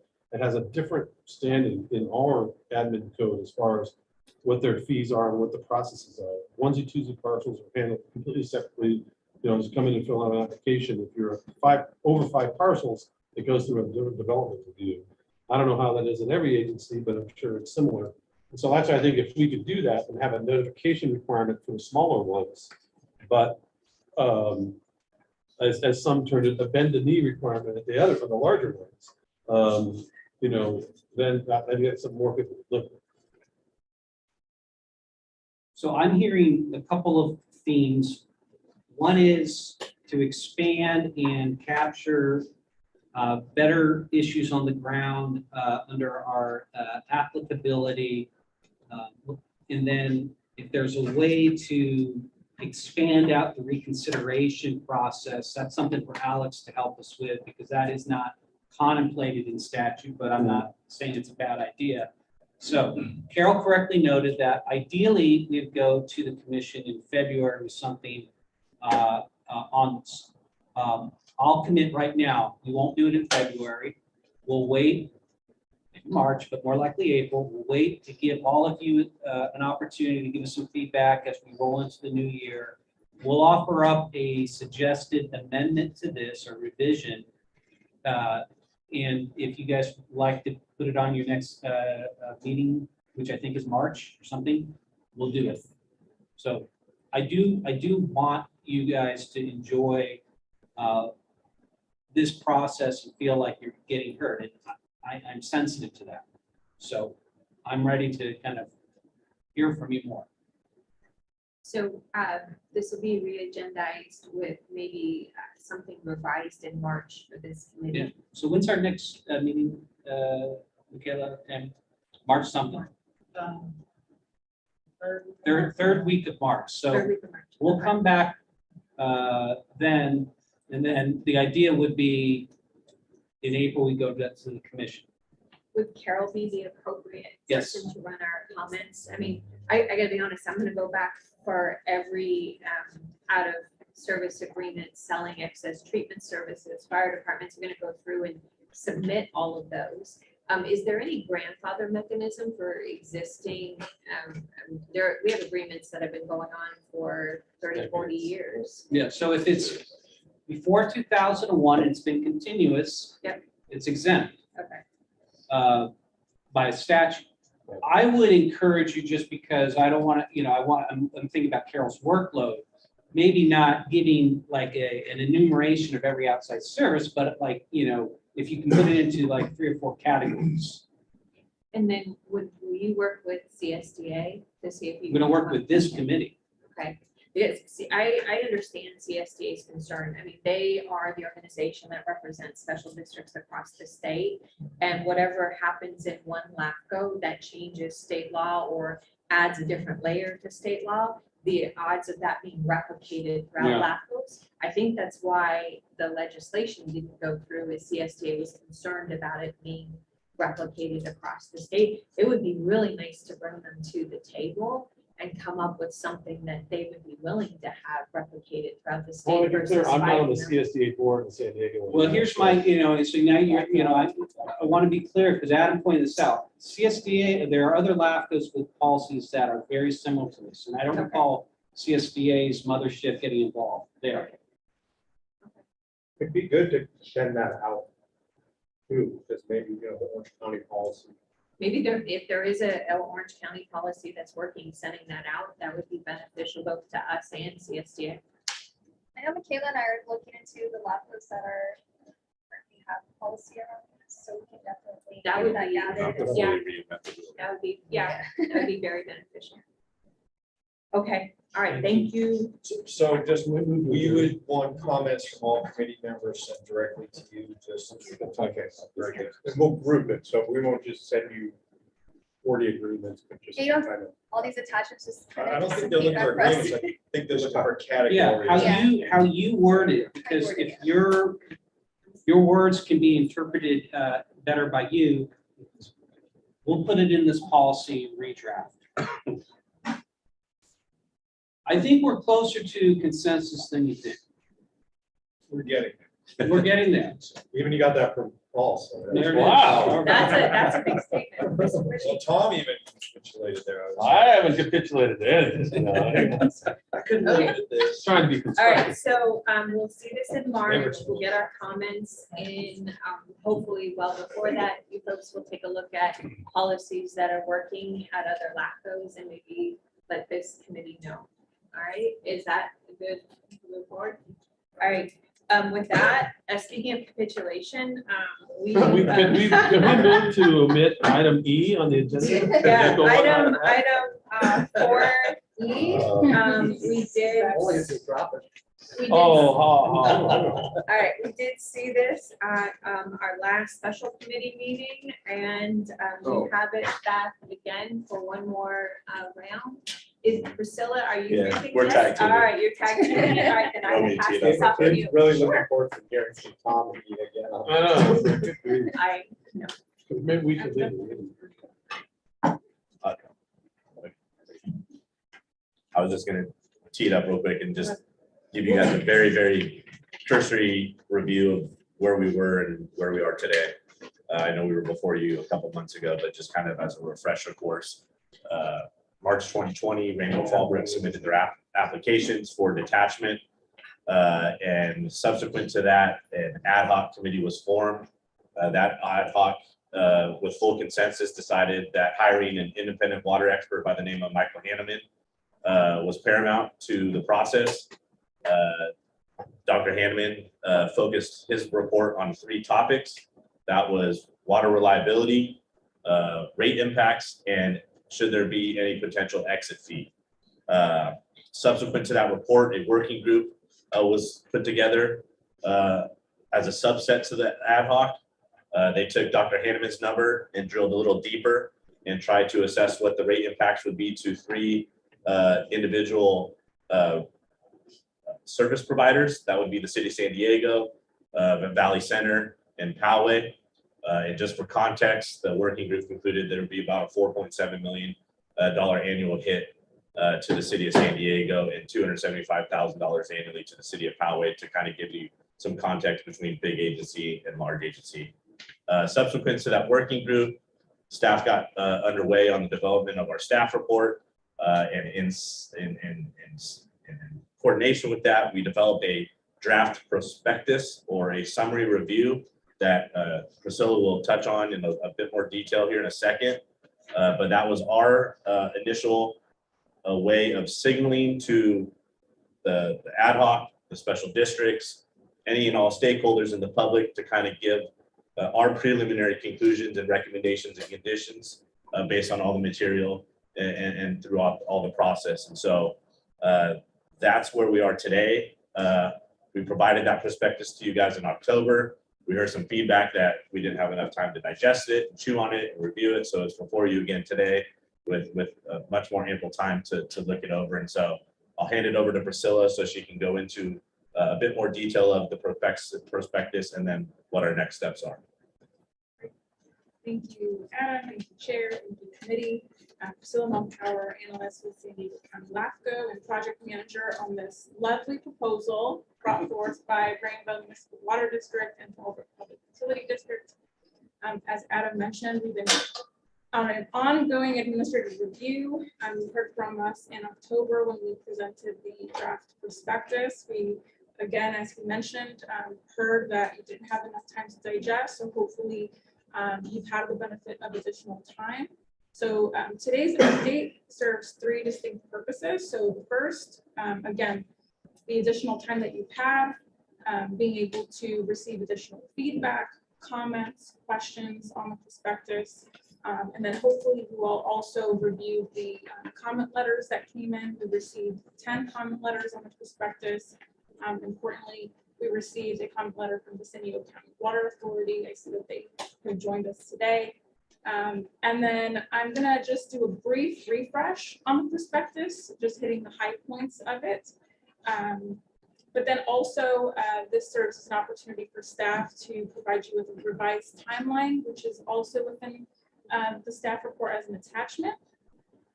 And then third and relatedly, this also serves as an opportunity for the committee to provide directions to staff. So would you like for us to come back and review the final staff report to the committee with the final recommendations ahead of us going to the commission? Or you may choose to forego that opportunity. So we'd like to hear from you today on that. So I'd like to just again highlight the tentative conclusions of the prospectus quickly and briefly, because I know all of you have probably read it, but for the benefit of just a refresh. So the first tentative conclusion within the prospectus was that LAFCO statute governs and not the County Water Authority Act. That Eastern Municipal Water District has adequate and reliable supplies to provide services to both agencies in the future and now. That Eastern has healthy finances. Fallbrook will see cost savings while other member agencies will see cost increases. And then we also outlined that staff believes it is appropriate for an exit fee to be implemented. We outlined a $12.6 million figure as being appropriate, and furthermore outlined that a length of 5 years would also be appropriate.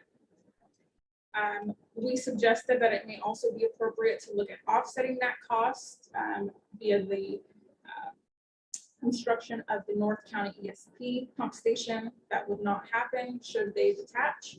But again, that figure is an ongoing analysis, so we don't have that for you today. We also outlined that with respect to CEQA, staff believes that a Class 20 exemption applies, given that existing services will remain in the same area and there's not going to be any expansions, nor will we be approving any additional powers. And then lastly, staff included terms or measures which may be appropriate. So we suggested either a LAFCO prescribed rollout for both agencies, or also even the completion of an MSR for the San Diego County Water Authority. And then there was a measure that we included as part of the prospectus that has been an ongoing topic and brought up specifically by the San Diego County Water Authority, and then requesting that there be a vote across all member agencies rather than having it only include the residents of both Fallbrook and Rainbow. So as noted, we received the comment letters, and a lot of the themes that came through in those comment letters were taking exception to the length of time of the exit fee, the exit fee itself, the actual figure of 12.6 million. And I think specifically it was a number that 16 million came up. Also taking exception to how staff calculated the rate impacts, both in the cost savings to the agencies, but then also to the member agencies and how they will be seeing cost increases. among other items that are highlighted within the staff report. So moving on to the second purpose of today's update, I'd like to just update you on the status of the administrative review. I know it's been long coming, and I see Jack smiling at me. But we have a couple things that we'd like to accomplish before bringing this forward to the commission. So first, we'd like to do a formal review of all the comments, provide a memorandum that can be seen publicly. And then we also like to wait for the Riverside LAFCO Commission to consider the MSR addendum that was recently prepared by our lovely Carol on the Eastern Municipal Water District. It was lovely.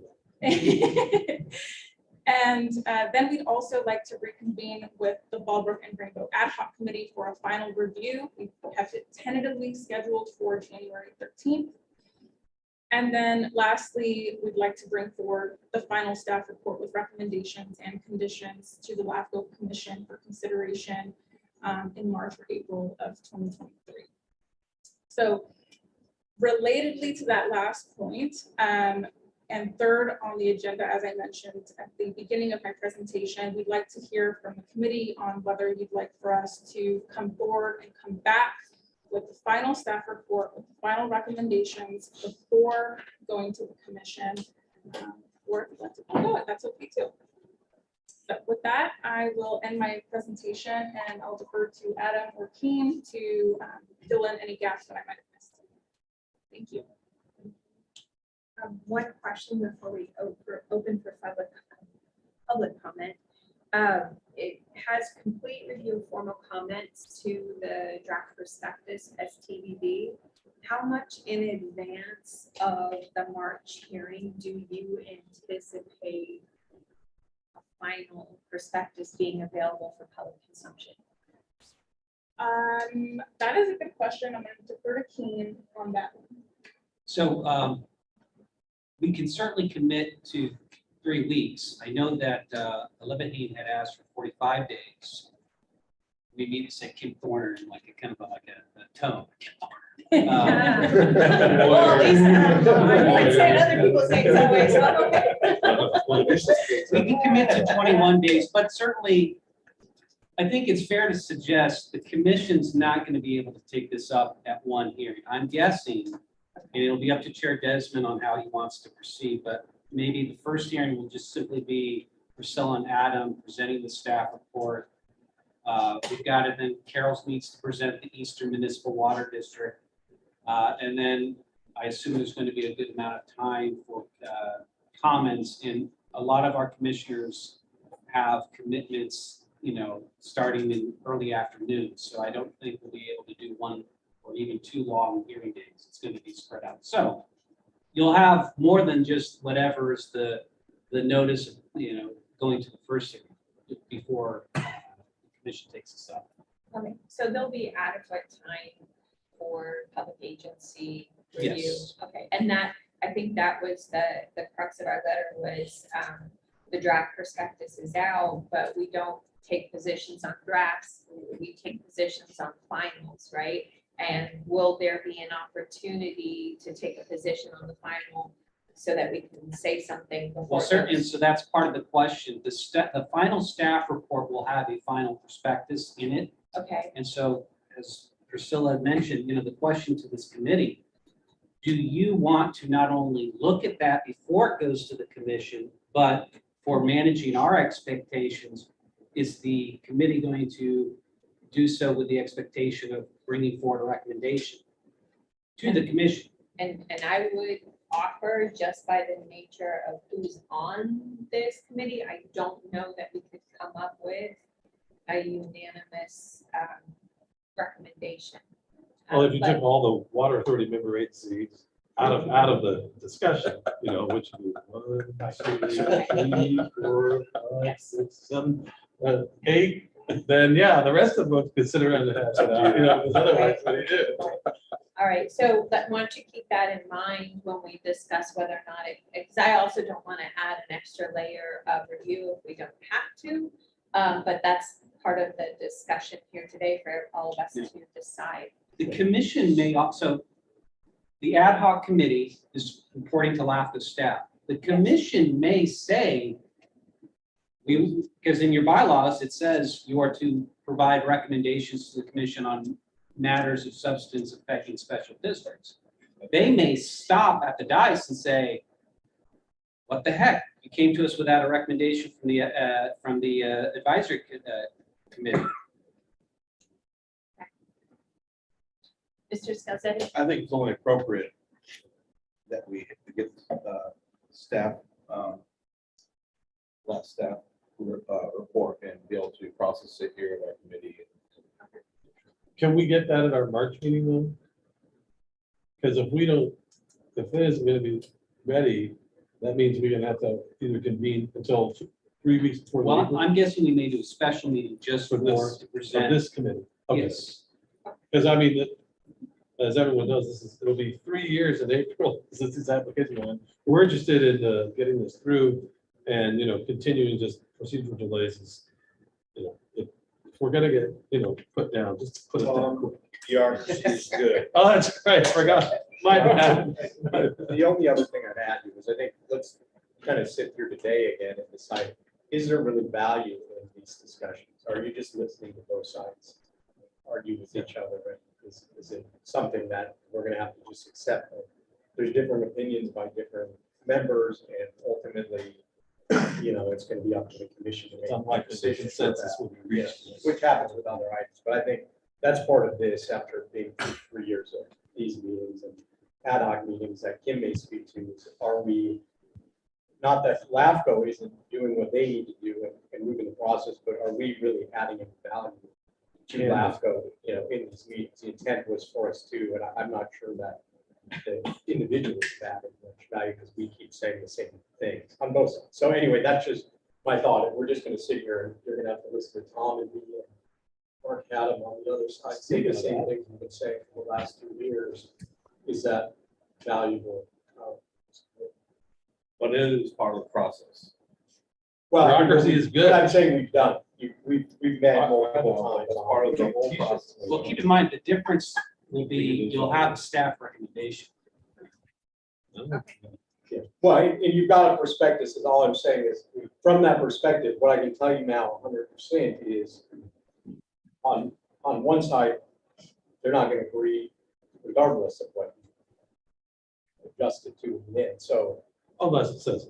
so that's fine. I mean, if we want to, I just hope if we add another meeting of this group, after the ad hoc meeting that we fit it in, and we don't then extend another.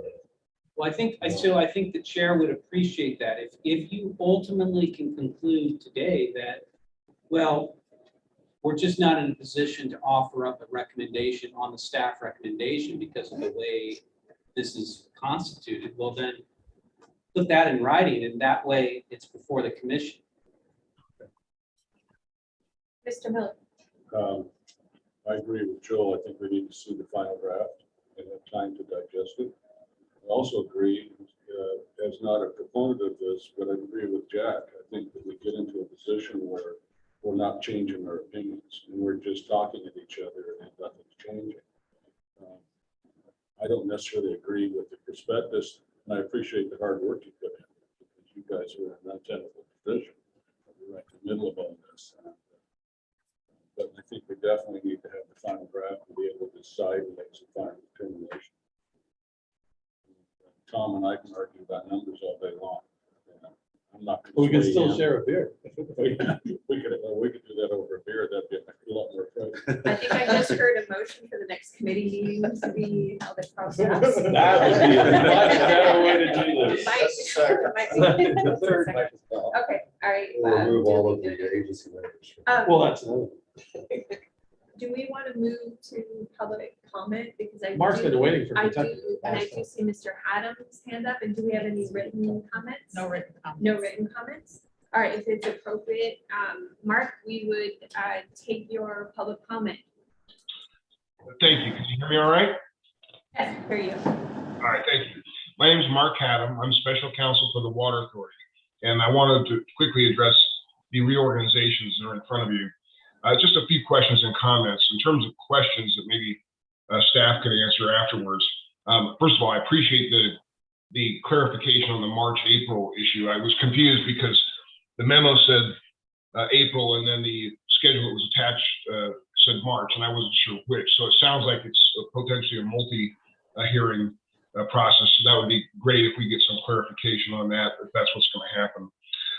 Second, this is the second meeting of the Special Districts Advisory Committee on this issue.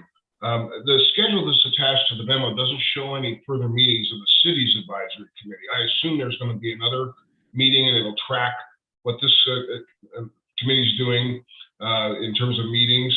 And will there be one, and when will it be? I guess this is my question of staff. As to comments, I would just note the two things. First of all, the memo that you have for this meeting pulled out a few of our comments from our letter. There are many more comments in that letter that are important, not just the ones that were pulled out by staff. And I'll use one as an example. The San Diego County, if this gets approved, will lose voting rights in Metropolitan Water District, which affects all the water ratepayers in San Diego County.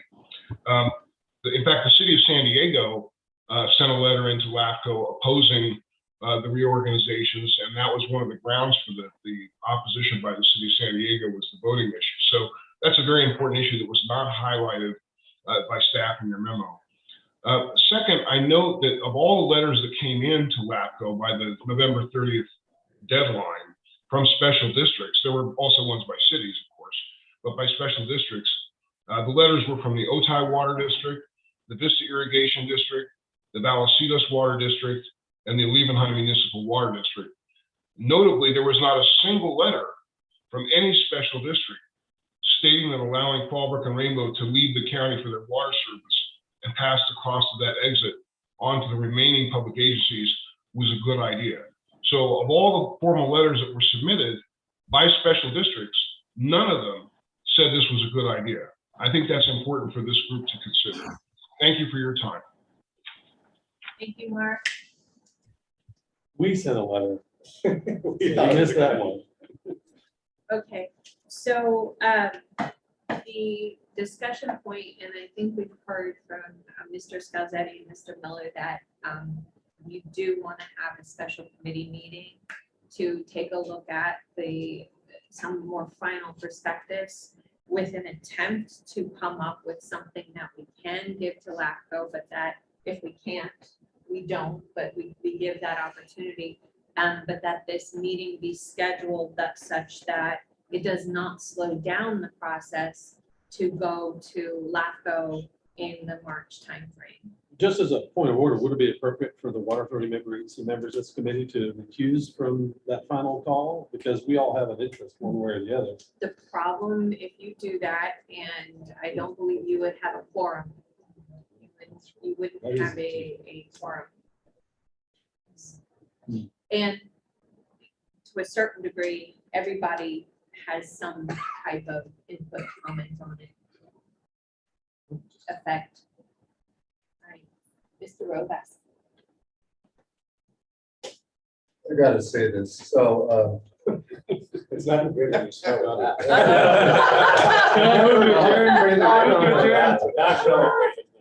you know, 3 years, I mean, this is just nuts. I mean, the whole idea of LAFCO, is to find efficiencies in government, to the ratepayers,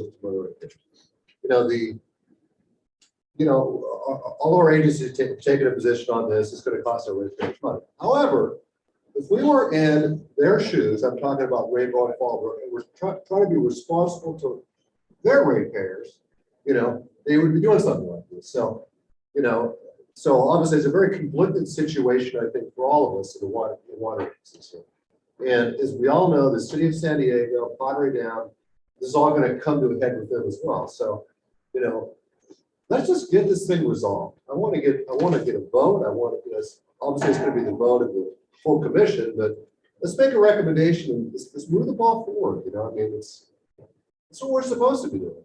So, with regard to the recommendation, because it's unlikely that it's going to be unanimous. I mean, I just, having known the body, might I suggest that, we either make a unanimous recommendation or no recommendation? Because if everything votes to where you know, since a majority could probably be formed of water authority member agencies not named Fall River Rainbow of this body, and we send a signal to the commission that, you know, it's just.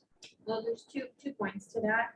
The first is there's a comprehensive prospectus. There might be points in the prospectus, this committee says, yeah, we agree with these, and then maybe there's recommendations, but to your point, Mark, at LAFCO, yes, it has been a long process, but LAFCO is about effective, orderly, good governance and government.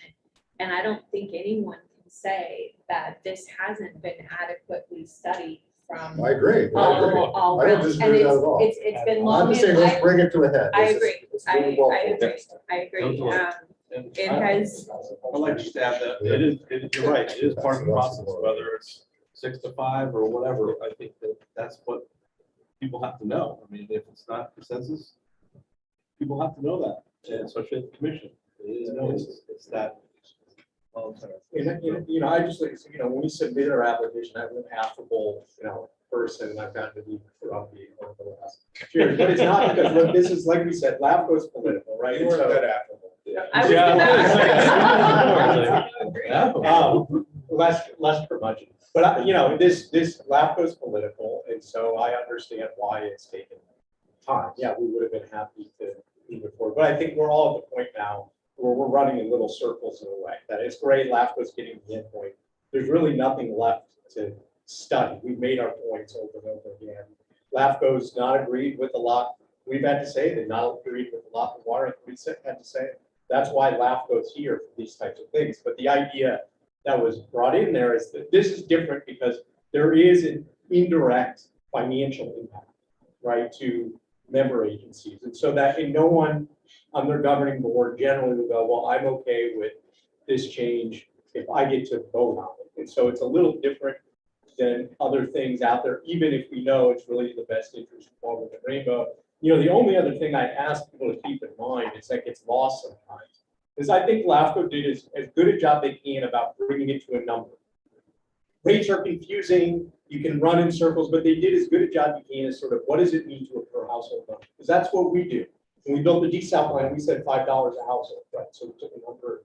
So that's sort of the equivalent, is to remember the only reason this is out there is every time you set your rates, you do a little chart and just remind yourselves who is always at the top of that chart by far. And so that's really the difference here when you look at that impact and you go, all right, it's $2 to us. Remember, mine is $120 a month, right? Rainbow's right behind me. Valley Center's right behind us, right? The three big. They add $2 to Valley Center Right. too. Right, but even then, so, Valley Center now will be closer to where we are, but all we're trying to do is move down a little bit towards the middle. We're not trying to get an unfair deal. We're still gonna be more than pretty much everyone in here when you look at those costs. And so that I think is important, that it's not, the water supply decisions in Fallbrook and Rainbow, and if you listen to the water authority board meetings, we're happily outcast there a little bit. Our decisions are just a little different because of the nature of our service areas. I think Keene's been well witness to that, of having town halls in the Fallbrook Rainbow. And you didn't see in that list of activities, town hall, Fallbrook and Rainbow. The top is, there's an aggravation over cost of water up in our areas, and it's sort of rightly so, and that's really what this is about addressing. It's not to add costs to other people, we acknowledge that, but if you look at it, we're really still gonna be high water rates, and we're still gonna deal with that. Even with this financially, LAFCO did a good job on our MSRs. That's another thing that's important to look at. Our financial positions are probably in less, not as solid as a lot of other entities. We're not sitting on, $200 million, $100 million of reserves. Our reserve balances are tight, our rates are high. And so I think that's just important as everyone's kind of looking at it is, the financial conditions of our agencies and the position we're in with cost of water, how that cost of water gets allocated to rural entities through the water authority rates, the impacts of these other water supply decisions just affect us a little bit. And that's really still what this is about in the end. Kim, that's my Pass last those around. question. I'm passing around a chart from a water authority meeting that was held earlier this week. And one of the things you've heard is that the cost impact of this, the devastating cost impact of the $12.8 million, whatever it is, and this is from a chart the water authority, and we've calculated to be less than 2%, right? And they said, no, it's 6%. Well, this is from a presentation made earlier this week where regarding the desal plant cost, the intake modifications that have been made. And I just want to corroborate our calculation. This is a water authority calculation, starting with in red as an example year, the 12.8 million there at calendar 25.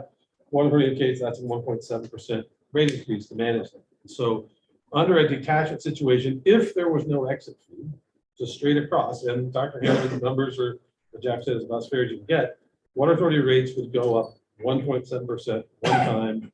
That's it. And that 1.7% would carry in the future. There wouldn't be an ongoing economic impact. That 1.7% rate increase one time would satisfy those costs, as the city of Poway put, in perpetuity. And so if there were a 5-year exit fee made to where they're held whole, this 1.7% over those 5 years, rates would probably have to go up by that over 5 years in order to capture at that point. So it's just a matter of trying to get perspective on the information that we've been communicating to this committee and every other committee and ad nauseum, and now to be mathematically corroborated by the water authority here. Just wanted to share that with everybody. It's not the end of the world for other member agencies. In fairness, these percentages would go up even greater if Fallbrook and Rainbow demand wasn't on the system, though, right? No, that's how Dr. Hannah calculated it. If our demand. No, and I meant the desal. Oh, the desal. I don't get me started on the desal In cost. fairness, I- in I don't fairness, know other companies, the but- percentages Yeah, the would go desal up. cost, They yeah. go up Well, even more. but if a you little guys bit, you know. It'd only be by the M&I. But if water costs $4,000 an acre feet, I'll sell $5,000 acre feet a year tops. I have Mr. Miller, Mr. Beebe, and then we will wrap it up for the next meeting. Yeah, I don't want to rehash what we've already debated in the past. If it's not going to sway our LAFCO reps here to change anything, we're really rehashing what the prospectus is, and we've already discussed that. I came back from the meetings along with Joel on the Colorado River, and the Metropolitan is going to go to an allocation. They're not saying it now. They're kind of sugarcoating it a little bit. We got them to say it's going to be voluntary. San Diego represented you well to make it voluntary.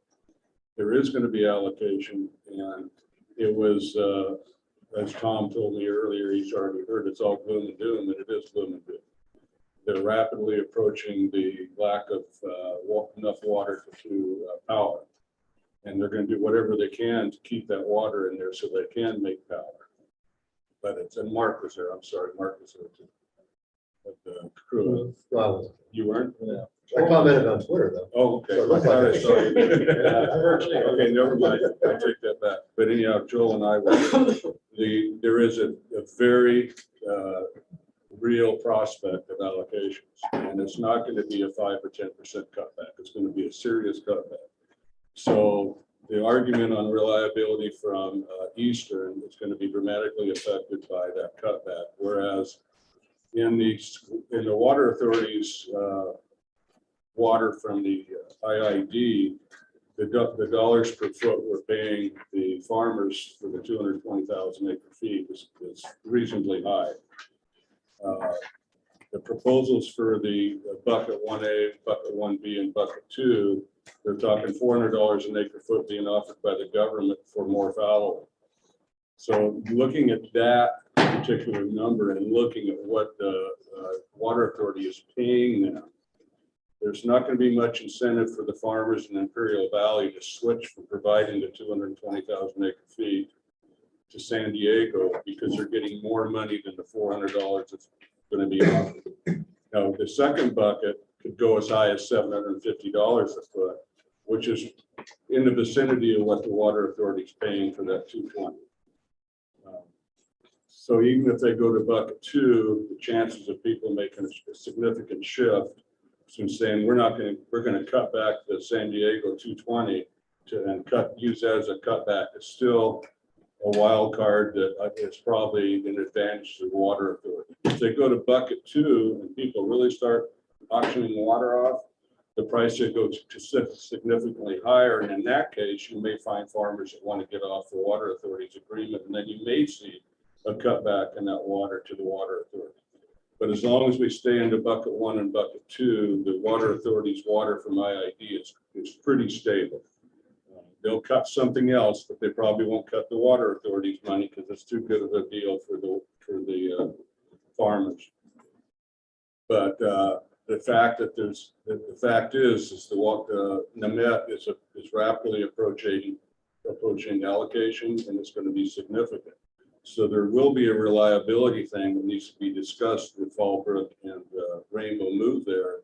And this is a fluid, ongoing, month-by-month deal, which could be very significant for their ratepayers to switch as far as reliability goes. Plus, the Met is moving forward on their regional recycling program, which is going to be projected now at $4 billion.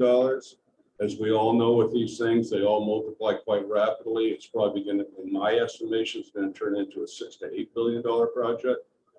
And they're looking for partners, they're looking for grants, and we don't know what that's going to be because we don't know what they're going to get for grants. They might get a federal $2 billion grant for it and knock the price down, but we'd be naive to think that it's going to be paid for by somebody else. So that is not an impact that's shown in the rates for the MWD future rates. I saw a chart on Tuesday, Monday or Tuesday, that shows rate increases of 7% and 6% at 25 and 26, with 5% rates for the rest of this decade. So the metropolitan rates are going to go up significantly, and the water authority can mitigate some of those rate increases. For instance, if net goes up 5, the water authority doesn't necessarily go up 5+. As we saw in the last one, they went up 3.7 and 4.3 or something like that. So it's not a direct pass-through. So you can expect Met rates to go up significantly over the rest of the decade. And we can expect these cuts because there's 1 year of water is not going to solve the river. And they're talking right now, all the talking heads from all the states are not going to throw the compact and the rights out the window. They're going to try to modify everything to make it more palatable to everybody. But right now, the northern Colorado River Basin has thousands of water takers on it, whereas the southern part has 25 or so. So which do you think it's reasonable to get decisions out of quickly? It would be the south, because you're dealing with 25 agencies, where the north are dealing with thousands of agencies. So them trying to quantify and make a conservation effort up there to say, okay, everybody's going to cut back 10% is really difficult because you got so many players. So we can count on significant cutbacks in Southern California. What that's going to be will vary from day to day, week to week, month to month. And I'd be happy. All of us water authority members in the water are following this very closely because it's going to affect us. Luckily, we have the best deal in town. So we have the most security. Doesn't mean it's 100%. It just means we're in the greatest position. So I just wanted to relay what we learned at the convention and what I've learned. If you don't know, I'm the Met rep, one of the Met reps for the water authority. So I'm in those meetings. So I'm hearing gloom and doom from everybody, including Met.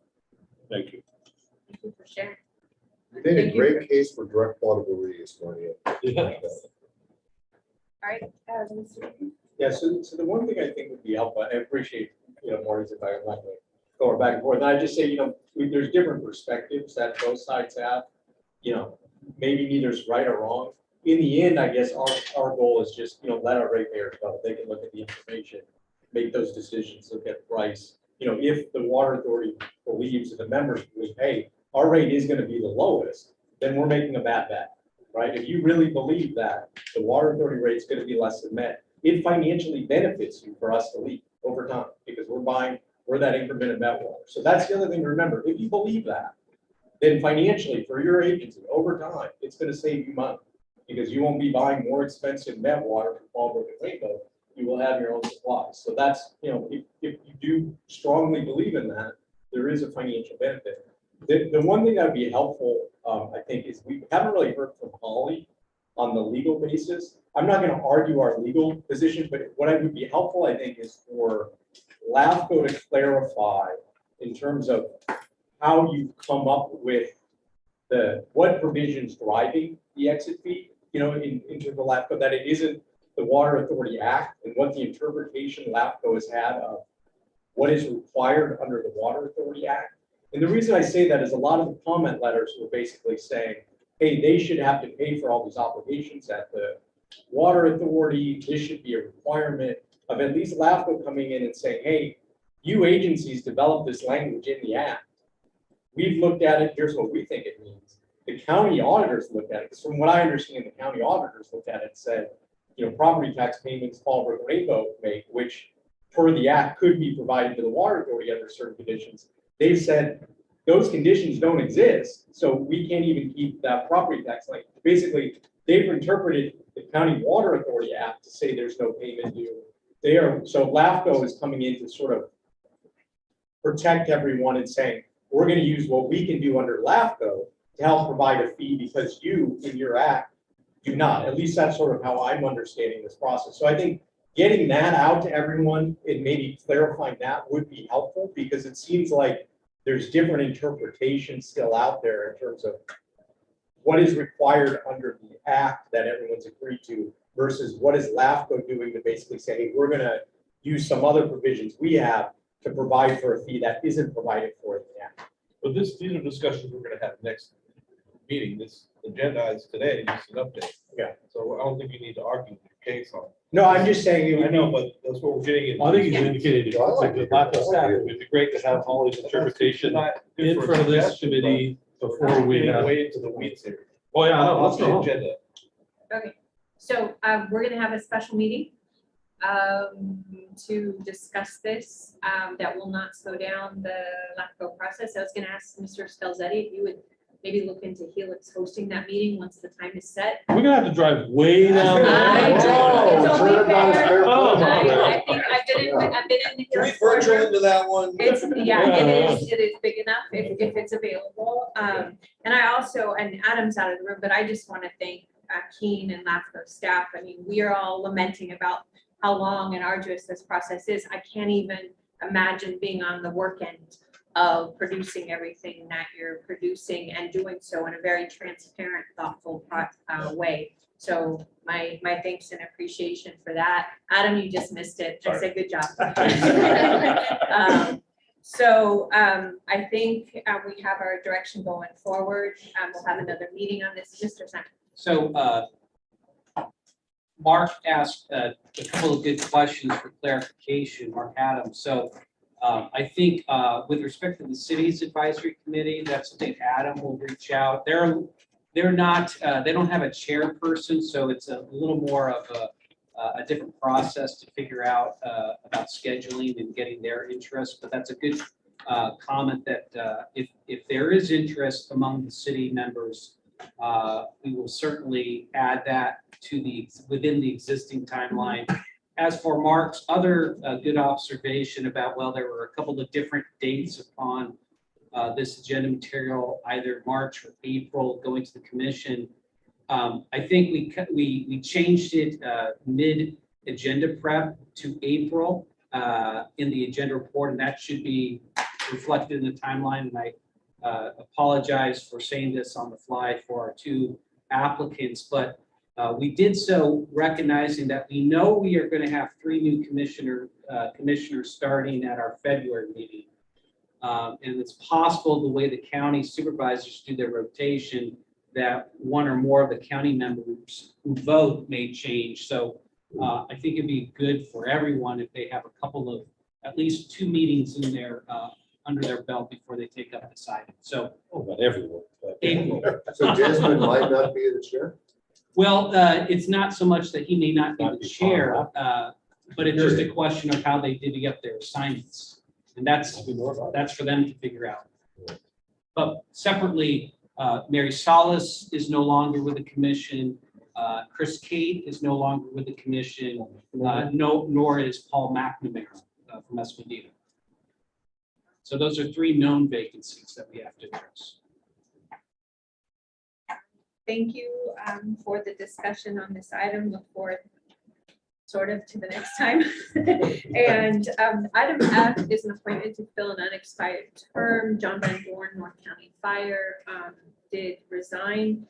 If there is an interest, if you know someone who has an interest, please have them reach out to me and hopefully get an appointment on this committee before the next time we meet. Don't want to leave anything vacant for a long time. When does that term expire? It expires October 2024, so you'll have a good couple years. Maybe find somebody from a district that isn't a water and wastewater district. Yeah, we do have an Fire. emphasis on water wastewater. We don't have a cemetery, I think, right now. We used to. Right. We've got a couple of Wasn't it the Port resources and help. district? Yeah. Is the Port District even a member? Haven't you had enough? All right, I don't, are there any other committee member reports? Mix it up. All right, with that, we are. So was it a adjourned. special meeting? Was that? To be determined, but it'll be sometime early in the year, so it's not too late that process, and we're hoping to have it. So